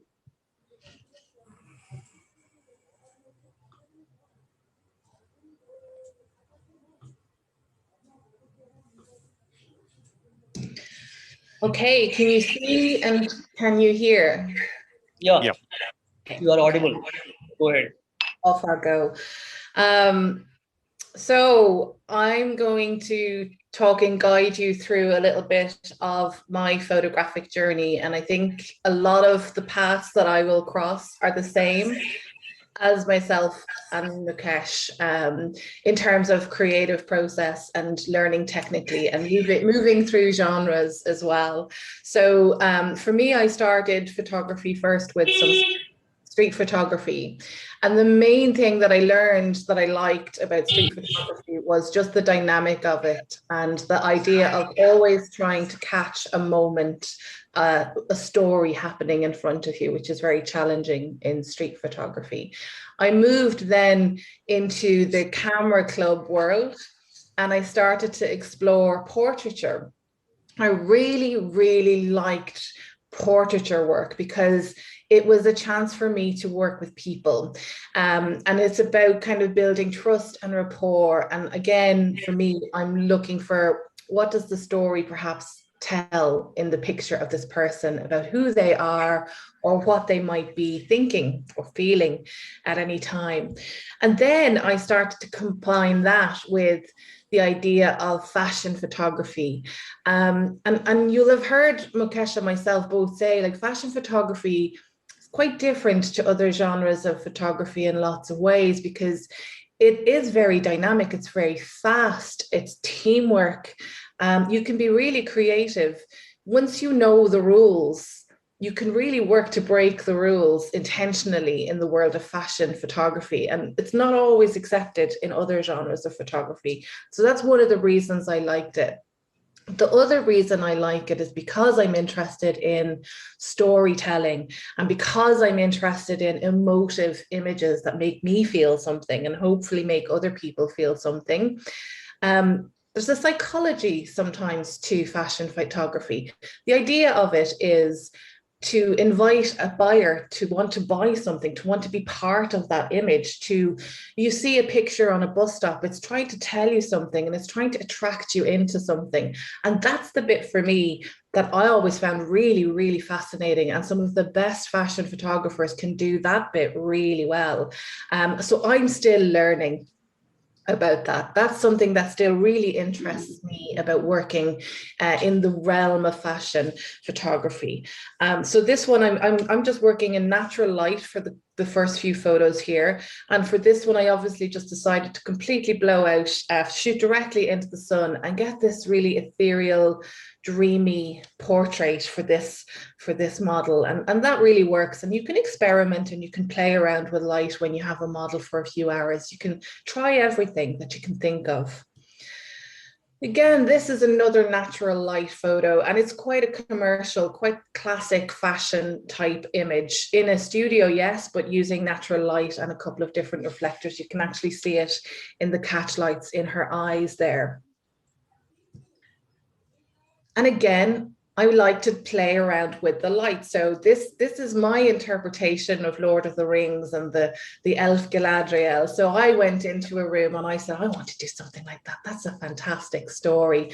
And I tried to create something like that with this model. So take your inspirations. I take my inspirations from everything around me, whether it's a movie or whatever it might be.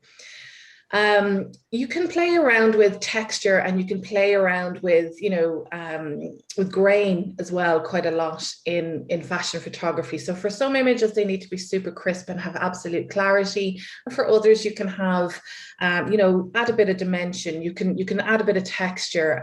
You can play around with, you know, lots of different things really to try and produce images. But one of the things that I really like to work with models to do in fashion photography is create a tension or a sense of movement in the image. And so I hope an image like this helps to show how the way the model decides to move and how she decides to express herself in front of the camera can create a sense of proportion or perspective or contradiction in a photograph. I'm going to move into some more classic fashion, but these are actually mostly shot in my kitchen, using a flash and a shoot-through umbrella. And again, for this one, I'm going for that kind of, you know, that kind of magazine look type product fashion photography with a very plain background, but some really deep, crisp lighting, which I think you can see there. And the idea behind those images is just to really kind of play around with the body shapes there, the sculpting of the light on her skin. And also, I do think she has managed to give a very beautiful, poised expression in this photograph. I've done a lot of that kind of work, and it's interesting to test yourself with that kind of work. I will say, actually, for the most part, I style all of the images myself, either through, you know, kind of buying or charity shops or people giving me things or whatever. So I'll tell you when I haven't styled a photograph myself, but for the most part, I'm working in a very small environment. But what I do is I almost always have a makeup artist, because I can't do it. And photography and makeup are very different than everyday makeup, and the women here will know, and that's why in wedding photography as well, you know, that's the makeup artist can bring something that she understands. Makeup looks different when lit and when photographed, and for me, I've always really appreciated working with makeup artists who can bring that level of polish, I think, to the images. I'm moving a little bit outside of my kitchen. I'll be back there again later, but the other thing that's really inspiring me is classic fashion is about, you know, simplifying everything to show the garment perhaps, or the necklace or the bag or whatever it is. But high fashion is a little bit different. High fashion is more about trying to get you to buy into the idea, like designer or couture, or it's about selling more than that. And I'm always really interested in how they actually do that. And they tend to do it with a lot of location work. So moving into different locations was really interesting for me in my photographic journey, because I could start to experiment a little bit and see how I might be able to engage with this idea of high fashion in an image like this. This is one of the few images where I did work with a stylist and a full creative team. There was a stylist, a designer, hair, and a makeup team for this image. And I worked with professional lights that would actually work to take down the outdoor lighting, the ambient lighting, and to be able to actually light this myself. It does look like she's jumping from the rooftop, I think.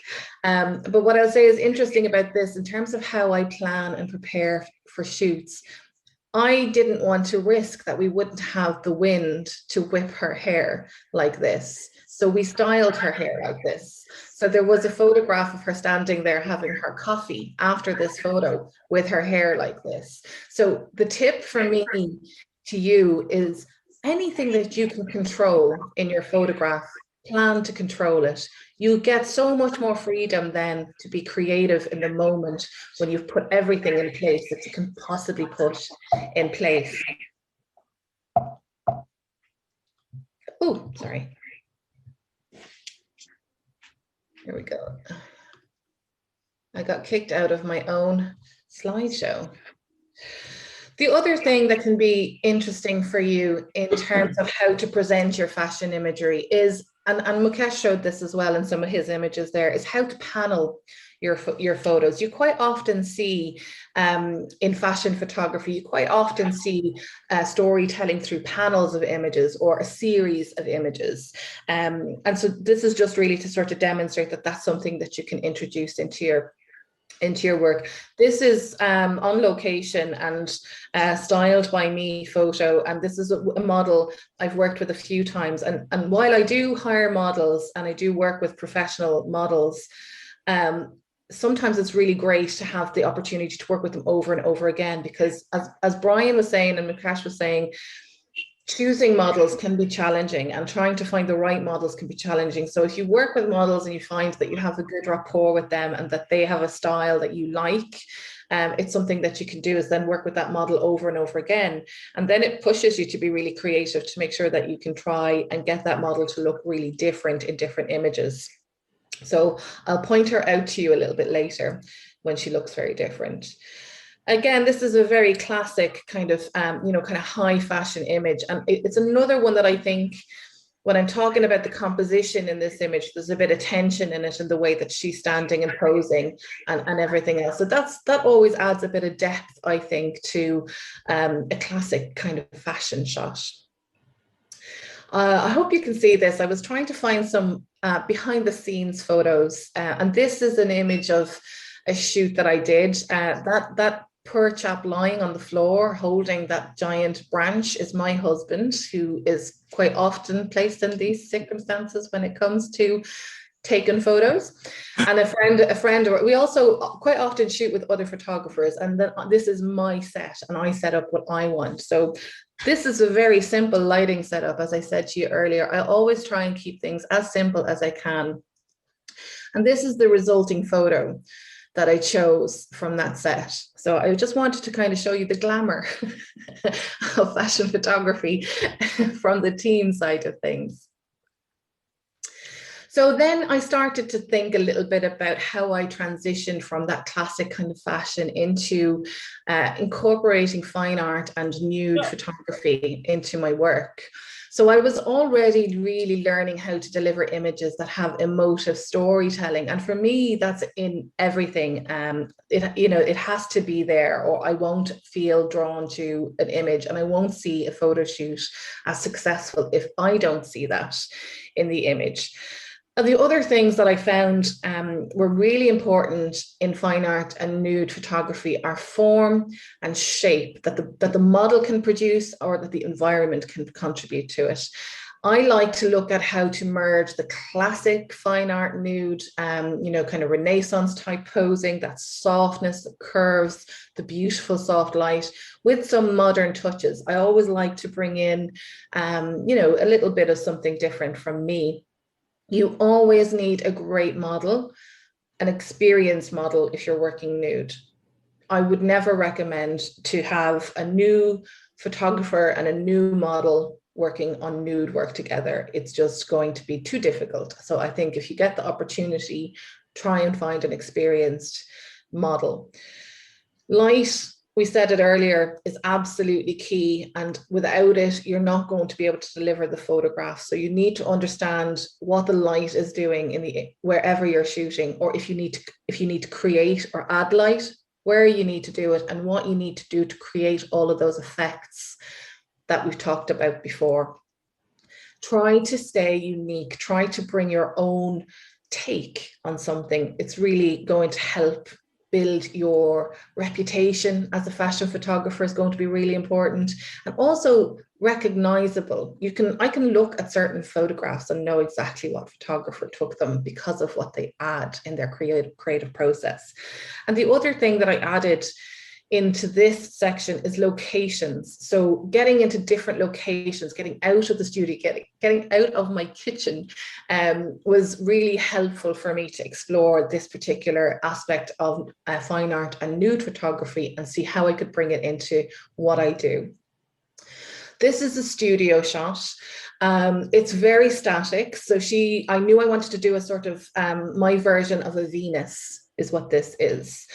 So I knew that I wanted to have that kind of a shape, that very classical pose. The model was able to deliver that to me perfectly. I was able to set up the lighting, and I have a wedding veil wrapped around her legs to create this kind of misty effect.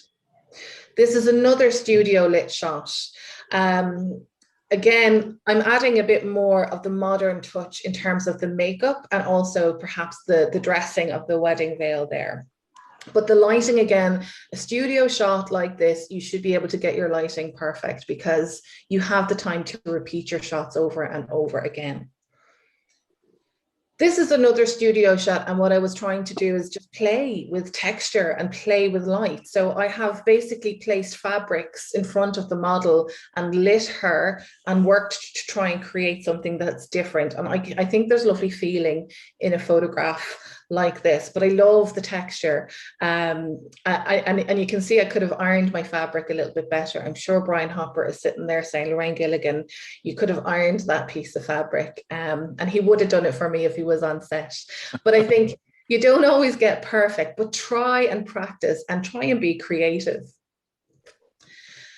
This, I think, is just a classic example of what the fine art and nude genre can offer, that very classic soft expression. I think many of you will recognize the model, Ivory Flame. She is in lots of salon catalogs around the place, and she's one of my favorite people to work with. And I've worked with her a lot.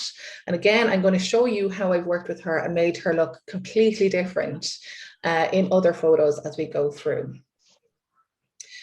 This is another example of me messing around and blurring the lines a little bit. So this is quite a classical photo, but I think the composition and the model's expression does what I said earlier is important for me. It adds attention into the image. It adds a bit of depth and it adds a bit of dimension into the image. She's not doing the soft Renaissance look. She's quite fierce and she's quite empowered in her expression in this photo. And I think it's interesting to be able to know certain models can deliver certain kinds of expression for you.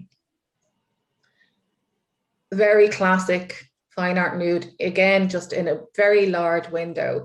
And this is completely implied. I could put this on Facebook and I'd have no problem in terms of what this image does, but it's very soft and it's very natural and it's very beautiful. And the tones, I think, on this one are something to think about. So I always like to work with a certain tonal palette in terms of my photographs, which I basically get by desaturating to a level that I visually decide is what I like.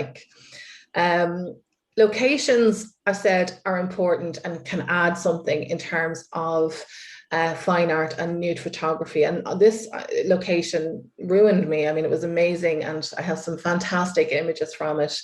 But of course, I think, of course, I took the photo standing opposite the model against the window. I think that was, for me, that's the obvious, very beautiful photo.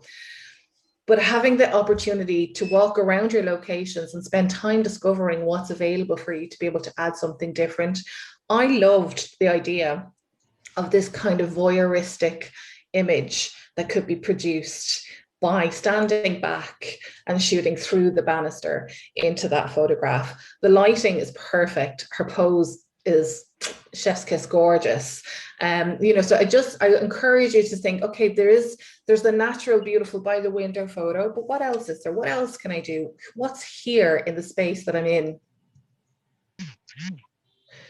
Wanted to show you these. There's two of these images, and the reason I'm showing you these is to speak a little bit about the model's skill. I'm working with models who are way better than I am in terms of understanding how to pose and how to create the image. So this was a photograph where there was a skylight lighting from above in an attic, actually, in an old French house, with the beautiful floor and the lovely walls. And it was full of spiders and kind of horrible, but you know, we knew we could make a photograph from it. I didn't tell the model, I want you to lie down in this way, I want you to pose this way. I only asked her, I want you to look longingly, and I want you to express as if to address the light. I want you to look at the light. I don't want a model to look at the camera when I'm doing nude work, usually, and fine art nude work. Generally, that's not something that you do. Your model addresses the light or something off camera. For fashion photography, they can look down the lens, but the fine art and the nude and some of the high fashion, your model doesn't address the camera. So basically, I can work with Rafaela. She'll find the light and I'll just give her a very tiny bit of direction, and she will move in and out of different poses. Here's another example of how she managed to deliver a fantastic pose that really shows the sculpture, that, you know, the art of light on her body, which is fantastic in a tiny little space. Okay, and there's very little I had to do to edit that particular photo. I'm going back into my kitchen. I promised you I would.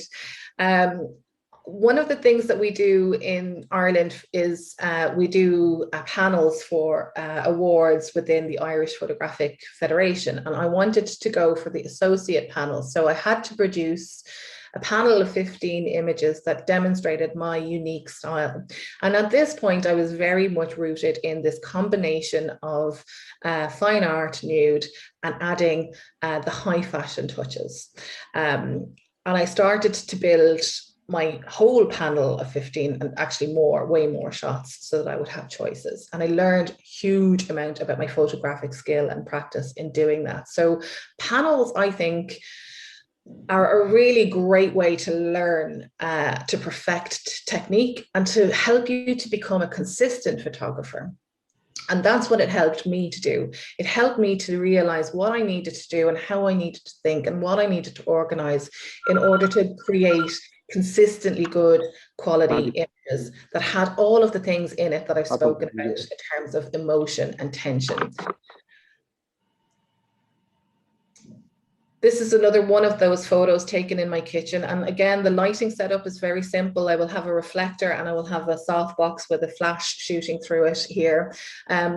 This model is wearing cling film that you wrap your sandwiches in, the see-through plastic wrap around her body. Mukesh was showing you all of the different kind of experiments that he did with the paint and everything else. And it's great to do something like that. That's my connection to that, because I was standing in my garden splashing wet eyeshadow on this girl's face while holding up a piece of paper to keep it on one side. So you try out lots of different things to try and create something that's a bit striking, that's a bit different.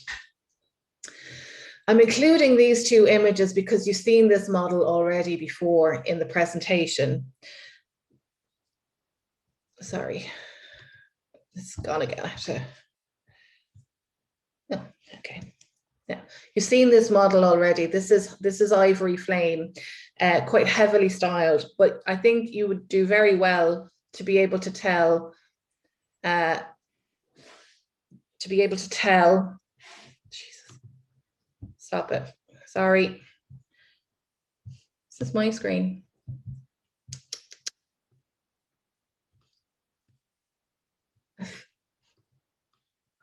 Sorry, I'm having a bit of a.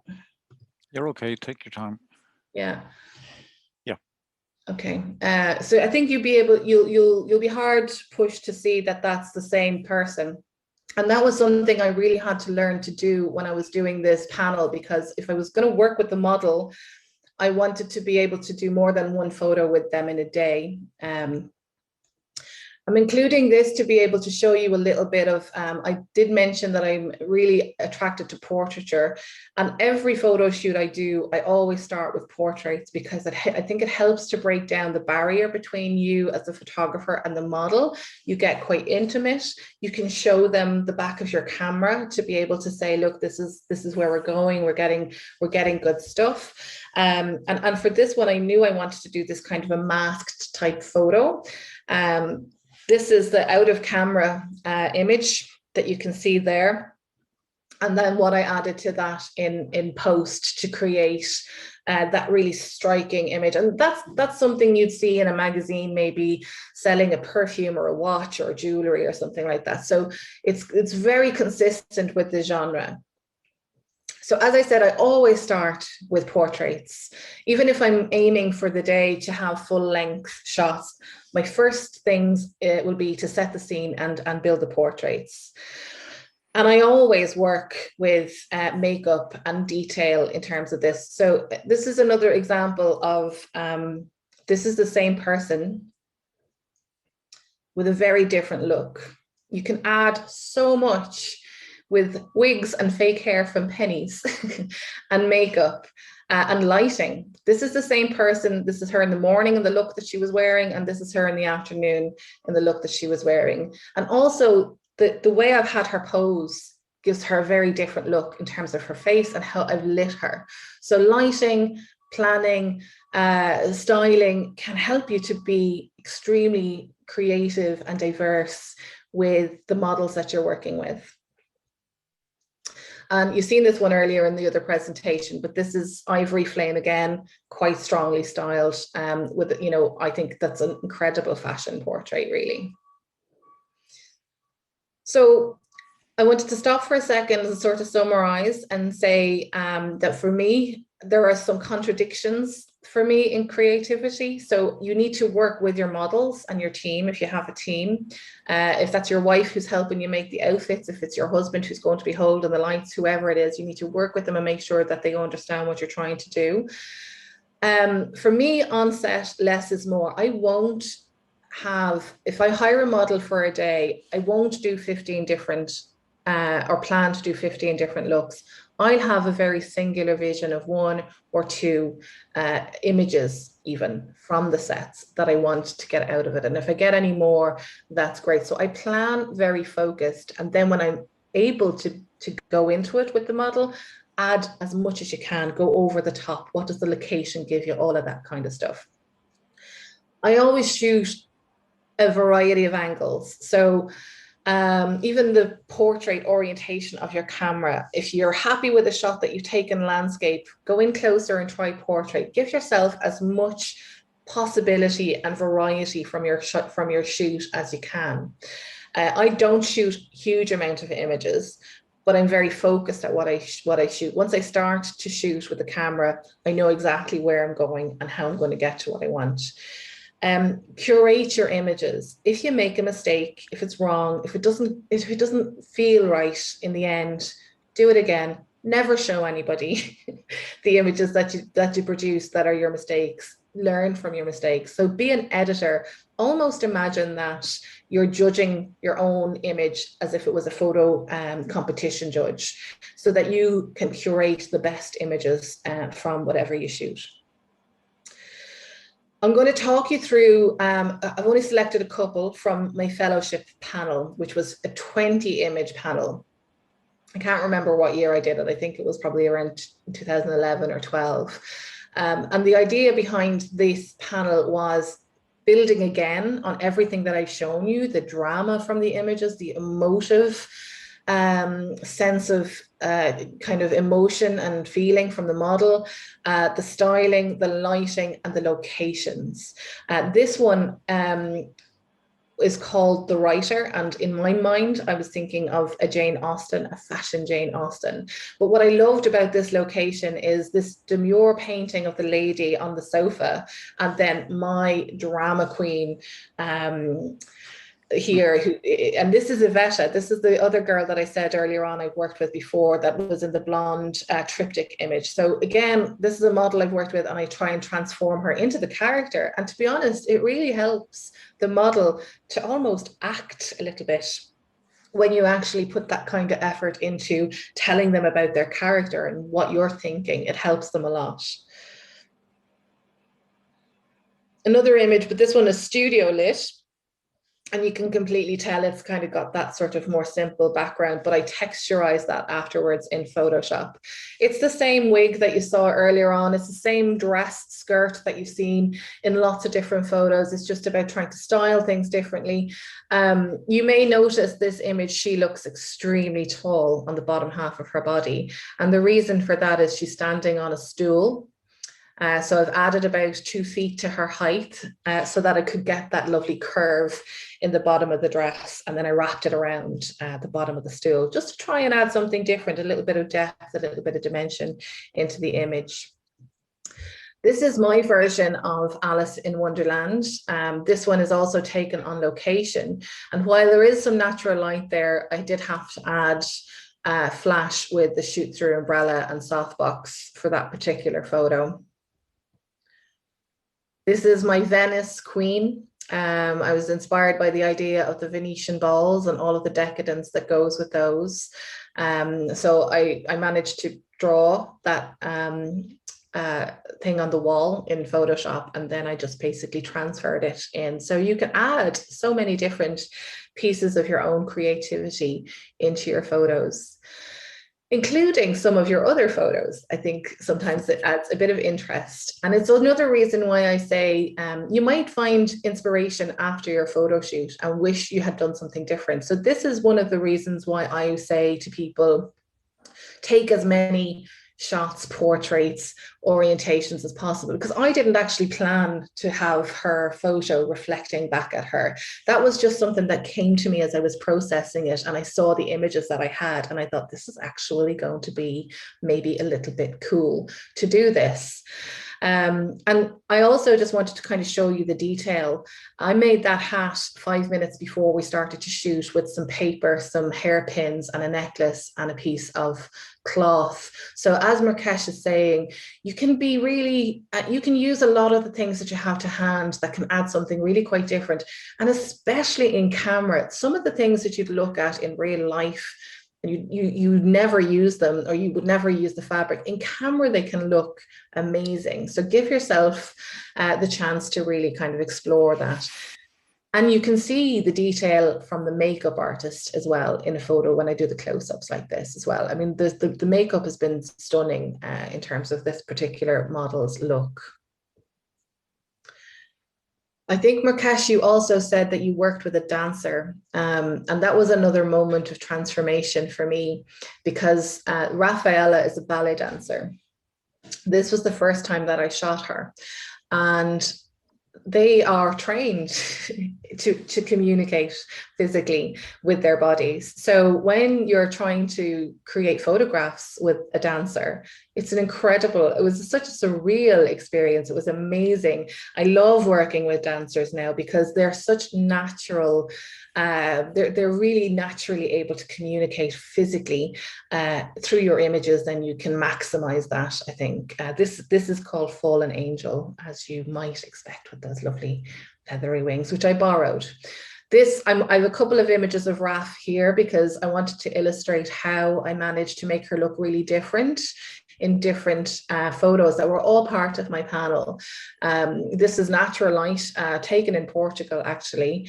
And so this is my Joan of Arc. I wanted to have that kind of character, that female drama character in my panel. And this is also Raf. So in each of those 3 images, you can see I have worked with styling, lighting, and set to transform the model into what I want as a character for my images. I told you earlier that I was going to show you an image that didn't work. this is it. And I think you'll see it instantly. This is supposed to be my Delilah, and Delilah was supposed to be, she cut the hair of Samson. She was very sensual. This was to be seductive, but empowering at the same time. And I just picked the wrong model for that shot. It's not there. You can see it's not there. It's cold. It's trying too hard. Everything is right styling, but it's just, she's not able to go there. It's just not in her skill set. And that was my mistake, not her mistake. I made that mistake. She's a great model. So I did it again. I think you can see the difference in terms of what I'm trying to communicate with the model. This is seduction. This is empowerment, but at the same time, it's emotion as well, okay? And I picked a much better model to do it for me, for what I wanted to do. This is Fredo. I think many of you, Brian and some others might know her as well from lots of different salons. I wanted to show you what it was like behind the scenes again for this. It's not for any of the photos I've shown you, but it was a very similar setup for most of the photos that I've shown you tonight. While I borrowed this huge kind of soft box really to kind of help deal with the light, and I was kind of working with whether I use that or whether I use flash, but that's normally what it looks like on set. The other thing about locations is, you know, sometimes you just have to show up and click, and there's an image. There's nothing there's nothing that you have to do. So this was a photo shoot. I did a workshop for some camera groups in the UK, and after we did the workshop, we went off. We were being brought off retreat to do a photo shoot. So this is styled by a stylist, not me. There was a hair and makeup on site, and they brought us to this location. And I honestly didn't feel there was anything that I could do to make this, you know, mine. I think it's beautiful. I call it Adorations. The light came in. The only thing I did was kind of maybe guide the model a little bit. Do you remember I was saying to get them to address the light and to emote towards the light and to try and create that little bit of drama? That's probably the only thing that I added into that photo. But I did have another idea when I walked around the location and found another corner. And I'll show you that in a minute. So locations can have more than one photographic offer for you. So this is in the same room as the nudes that I did with Rafaela. This is just up the other end of the room. There was this kind of spooky bed. So I decided this is my kind of interpretation of a little bit of horror in terms of the little ghosties there in the background. Again, in location, sometimes you can just be inspired by it. And this is an old mill with beautiful big windows, and I wanted to shoot directly into them. This prints with detail, because I've had great training and tips from people like Brian Hopper, who helped me to be able to figure out how to do that with different compositions of raw files. So this will print with detail, but I think it's another one of those images that for me shows tension and movement. Like it almost feels like she's about to break into dance for me in that image. And that's what I love. I love to see something like that, and I look for it all the time. Another location image, and just something that I kind of spotted in the corner of my eye as we were shooting, just natural light for this one. So again, I want to just very quickly pause just to say that where I'm at the moment is with this kind of high fashion fine art new images that have a unique style and have that emotive storytelling that goes all the way back through my photographic journey to street photography. I'm now looking at teamwork, and we talked a lot about that earlier, so I won't say too much more about it, and planning, which is really for me important, because the more I plan, the more creative freedom I have when I have the model and I'm on set. And I would say, and I think Mukesh, you said this as well, it's about trying to be original. You can use others for inspiration, but don't copy. This is the photo I was saying to you that I felt I made on that in the other location. I saw this staircase and I had this idea of Persephone at the gates of hell. So we went running around for candles and designed this little set and worked to create this image. Again, on location, when you turn around and you look down a corner, Brian was actually able to get us into this. In Ireland, we have lots of lovely country houses, and Brian was actually able to get us access to a friend of his house for this particular photo shoot. And I think this is very 20s glamour. But I think you can get close in locations, but for me, I'm also really interested to know and recognize that this was somewhere really different. So this is me working in a location in France. You've seen some other shots from that particular location through the banister and in the attic. But that lovely romantic lean that she's doing there, it's all the drama. I love it. Again, natural light on that staircase in France, and working with the model to try and create that lovely romantic feel in her shift gown. And the lighting was just magical, absolutely magical. And as I said earlier, we have access to these country homes sometimes, and I quite like to play with contradictions. So I think that you can see that clearly with the painting of this demure lady, and my little starlet being all dramatic down, you know, at her feet, which is and she's lit with the usual, which is the flash and softbox. Choosing the right model again. This is another, for me, example of it. I had seen this location and I wanted to shoot there with the Madonna and the child, and I wanted this kind of pagan barbarian kind of look. So I found a model. I did not shave a model's head, is what I'm saying. She already had a shaved head before I did the photo shoot. And then just working with this really kind of glamorous high fashion kind of looks. This is Holly again, Ivory Flame, and Raffaella again, just really dramatic. And this is the same skirt that you've seen in about 15 different photos now already. I just always repurpose things. I've bought a few different wedding dresses in charity shops over the years. This is one example of a high fashion image, and I only included it here because it contradicts everything I said about not having the model address the camera. It's not something I do often, but yeah, I think it really adds to this particular photo. This is Fredo again, and it's just something to show you a little bit of the lighting is just natural light there. It's just window light. The same here. And sometimes it's great to be able to get outdoors, and, you know, pre-COVID, we could get to the beach, but, you know, maybe someday soon. We have lots of lovely MD isolated beaches, so you can do different shoots outdoors. This one's in Dublin Bay, which has this really long strand, and I think it's just so dramatic. I call this one Come to Me. This is Wave Dancer. This is Raffaella again, wearing that same dress that I've been showing you all day. And this is natural light, but I did need a little bit of reflection. So my husband is kind of off down here trying to bounce up a little bit of light to catch, just to catch and to illuminate her torso a little bit. And forests, we're lucky enough that we can kind of go to parks and forests and woodlands, and you know, you can get in a little bit and it's isolated, and you can do a very nice kind of fairy type fashion shoot there with, you know, very simple.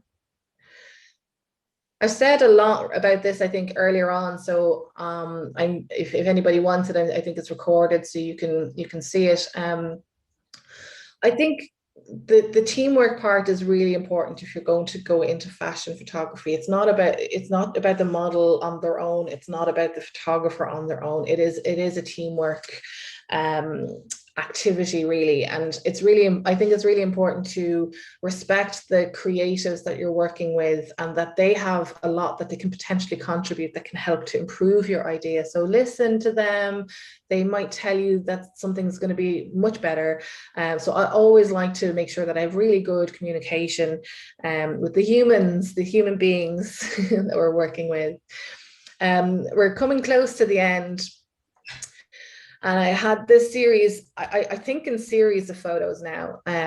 I tend not to be just happy with the one-off photo. I think more in, like, you know, 5s, 6s, 10s of images in terms of the storytelling that I want to do. So these are all different fairy tale characters for me, but I love that Mukesh did the underwater shoot, because for me, that's what inspired this. I didn't know how to go about doing what I wanted to do in an underwater shoot, because there's so much I knew I couldn't control. So I wanted that kind of floatiness.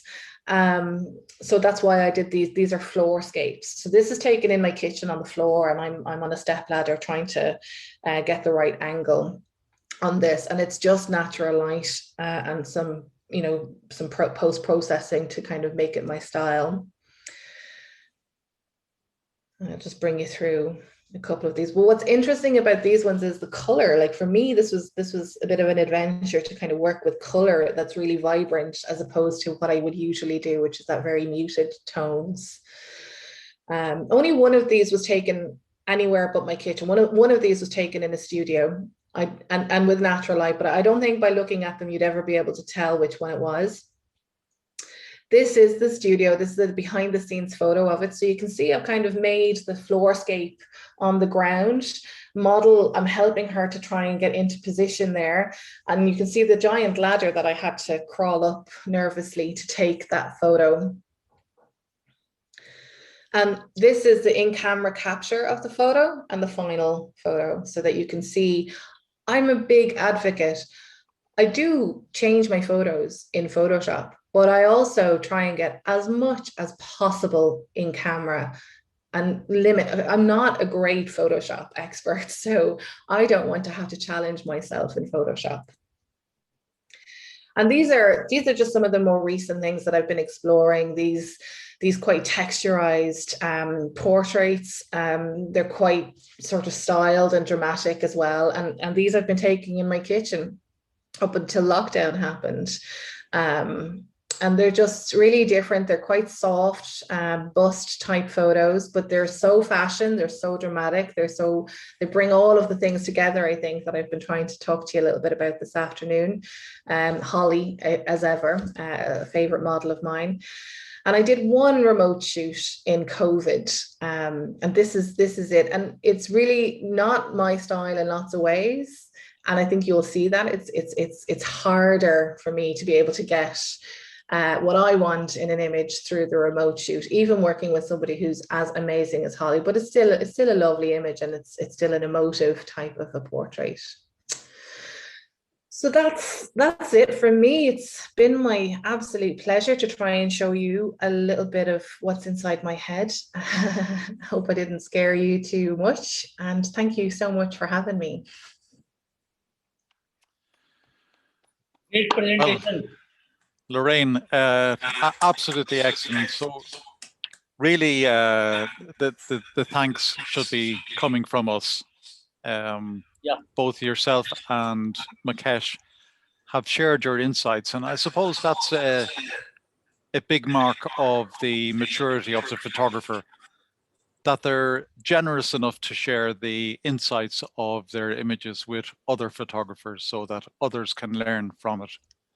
The range of images we've seen, I'm sure, Aaron, you'll agree with me, absolutely stunning from both photographers, just as we would expect.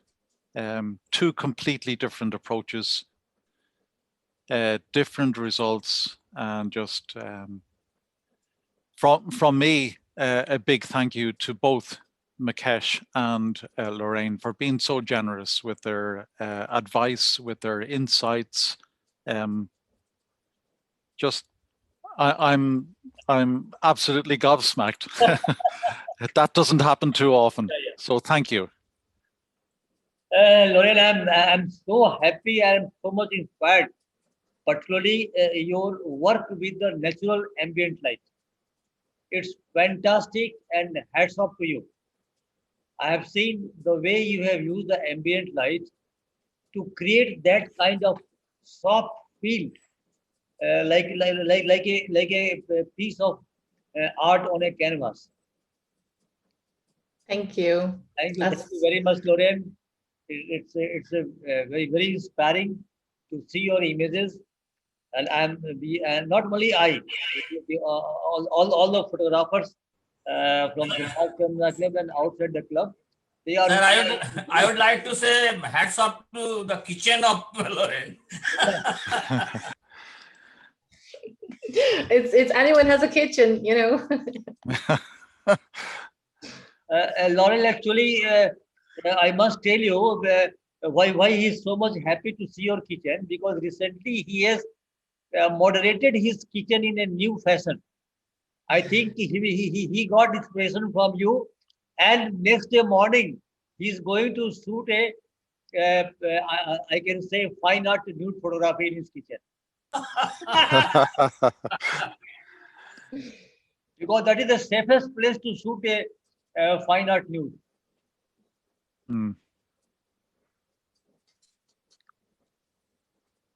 I would like to say a big thank you to both, and especially to Lorraine. Yeah, Barbara, please come, go ahead. Thank you to both, and especially to Lorraine. It was the same pleasure to listen to you than to see the images. And both together, so professional, and I have not expected that it is so fascinating for me.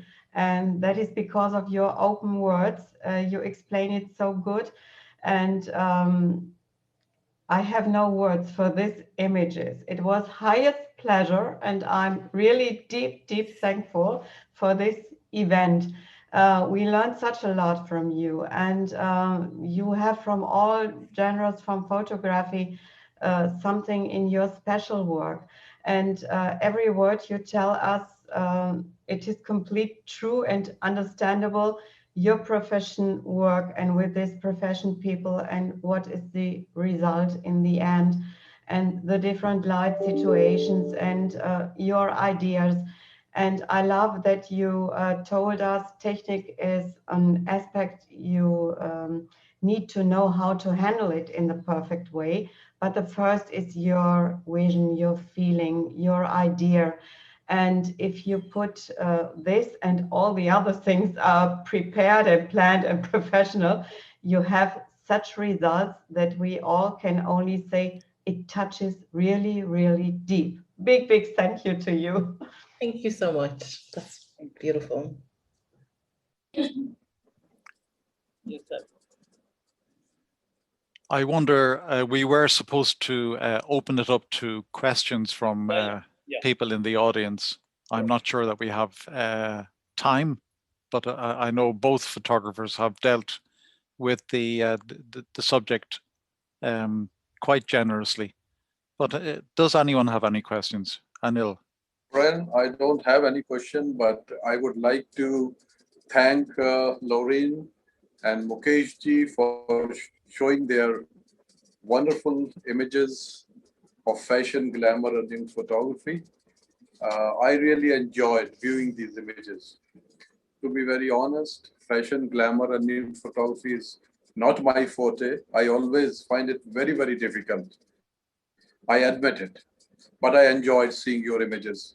I felt you both had a very different sort of treatment. You have treated your subject entirely differently, and this is a very worthy and positive factor. But you both handled your subject very, very efficiently, and that is the key. And I found the role of experimentation is a major factor in you both, Lorraine and Mukesh, photography. And I always give importance for the experimentation. And I do agree that less is more. So thank you, Lorraine. Thank you, Mukesh, for shared your images, your thoughts and philosophy about the fashion, glamour, and nude photography. Thank you so very much. Shivji sir, are you here? Shivji sir? Sir, I think there was a mistake on my part. I just missed to confer the fellowship to Shivji sir. Reason was I don't know how it happened, but anyway I have got the print certificate for Shivji sir, and the Dhanbad Camera Club is conferring fellowship to Shivji sir. Thank you very much. Sir, I am very sorry, sir. कोई बात नहीं, ऐसा होता है. It's all right. जो folder हमने खोला पहले आपका नाम आना था, कोई बात पता नहीं हम कहाँ लॉस्ट हो गए, बिकॉज आज हम बहुत हेक्टिक था मेरा सर। आपके बाद में अनिल जी का नाम आ गया, कोई बात नहीं। तो हम कहे कि आपका देखिए मैसेज अभी, तो हमने कहा कि I have got already a printed certificate. I know मैं जानता हूँ। एंड सर हम मैं समझ गया भूल हो गई है, कोई बात। जो भी है सर, लेकिन अंत भला तो सब भला। और मैं चाहूंगा सर आप 2 शब्द आशीर्वाद का दीजिए हम लोगों को। Sure. Very happy to see Brian and Barbara here. Mukesh ji, you and your club DCC open the window of knowledge across countries. You invited experts in their fields and all shared their work. And really, honestly speaking, we learned a lot from each other. Thank you very much to you and your club. And once again, I would like to say that your next project is also very good. Now you are doing for learners. Yes, and sir. Yes, sir. Yes. Educate people, and that is more important. Yeah, That is more important. Yeah. Thank you very much. Thank you very much, Anilji. Thank you very much, everyone. Thank you, sir. Good night, sir. Good night. Good night. Agatha, are you here? Agatha? I think she has got. Anybody wants to ask any question? Mukesh. Yes, sir. Please. Mukesh. Yes, sir. Please. I would like to thank you both for this great presentation, especially Mukesh for the globality of your inspiration. I was amazed by the way you are trying to see so many things from so many different aspects, and you try so many different possibilities of photography. And speaking about Lorraine, I was really amazed with your style. You told us that we must create our own style. I have seen your pictures, but not your complete work. It's the first time I see it like this. And now I can tell that if I see a picture of yours, I will be able to recognize it, even if it's for the first time. And this is the most important for me. The most difficult part for me is that now I must persuade my wife to make our kitchen as a home studio. This is the most difficult part. Yeah. Thank you very much. Thank you, both of you. Thank you so much. And that's the safest place for working on fine art nude photography. Anybody else wants to say something?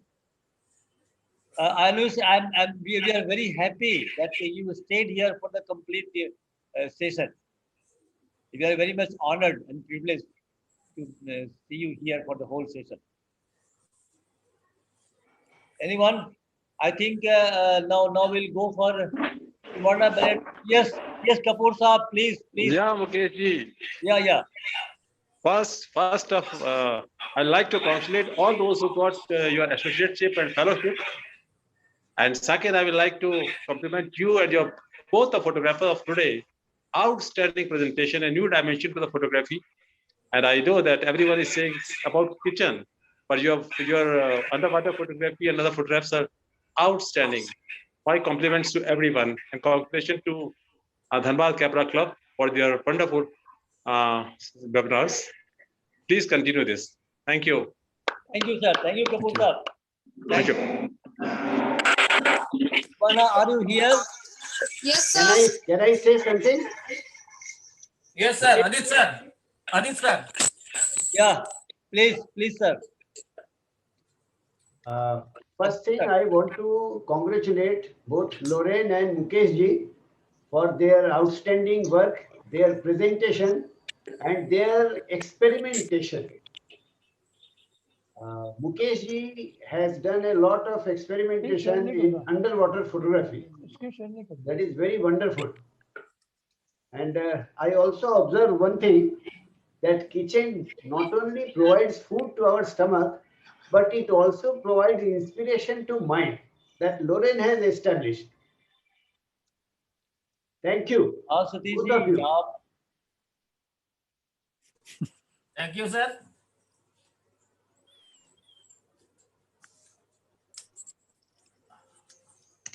Can I say something, sir? Yeah. First of all, I congratulate both of you, Mukesh sir and Lorraine. Both has done a stunning work, a stunning job.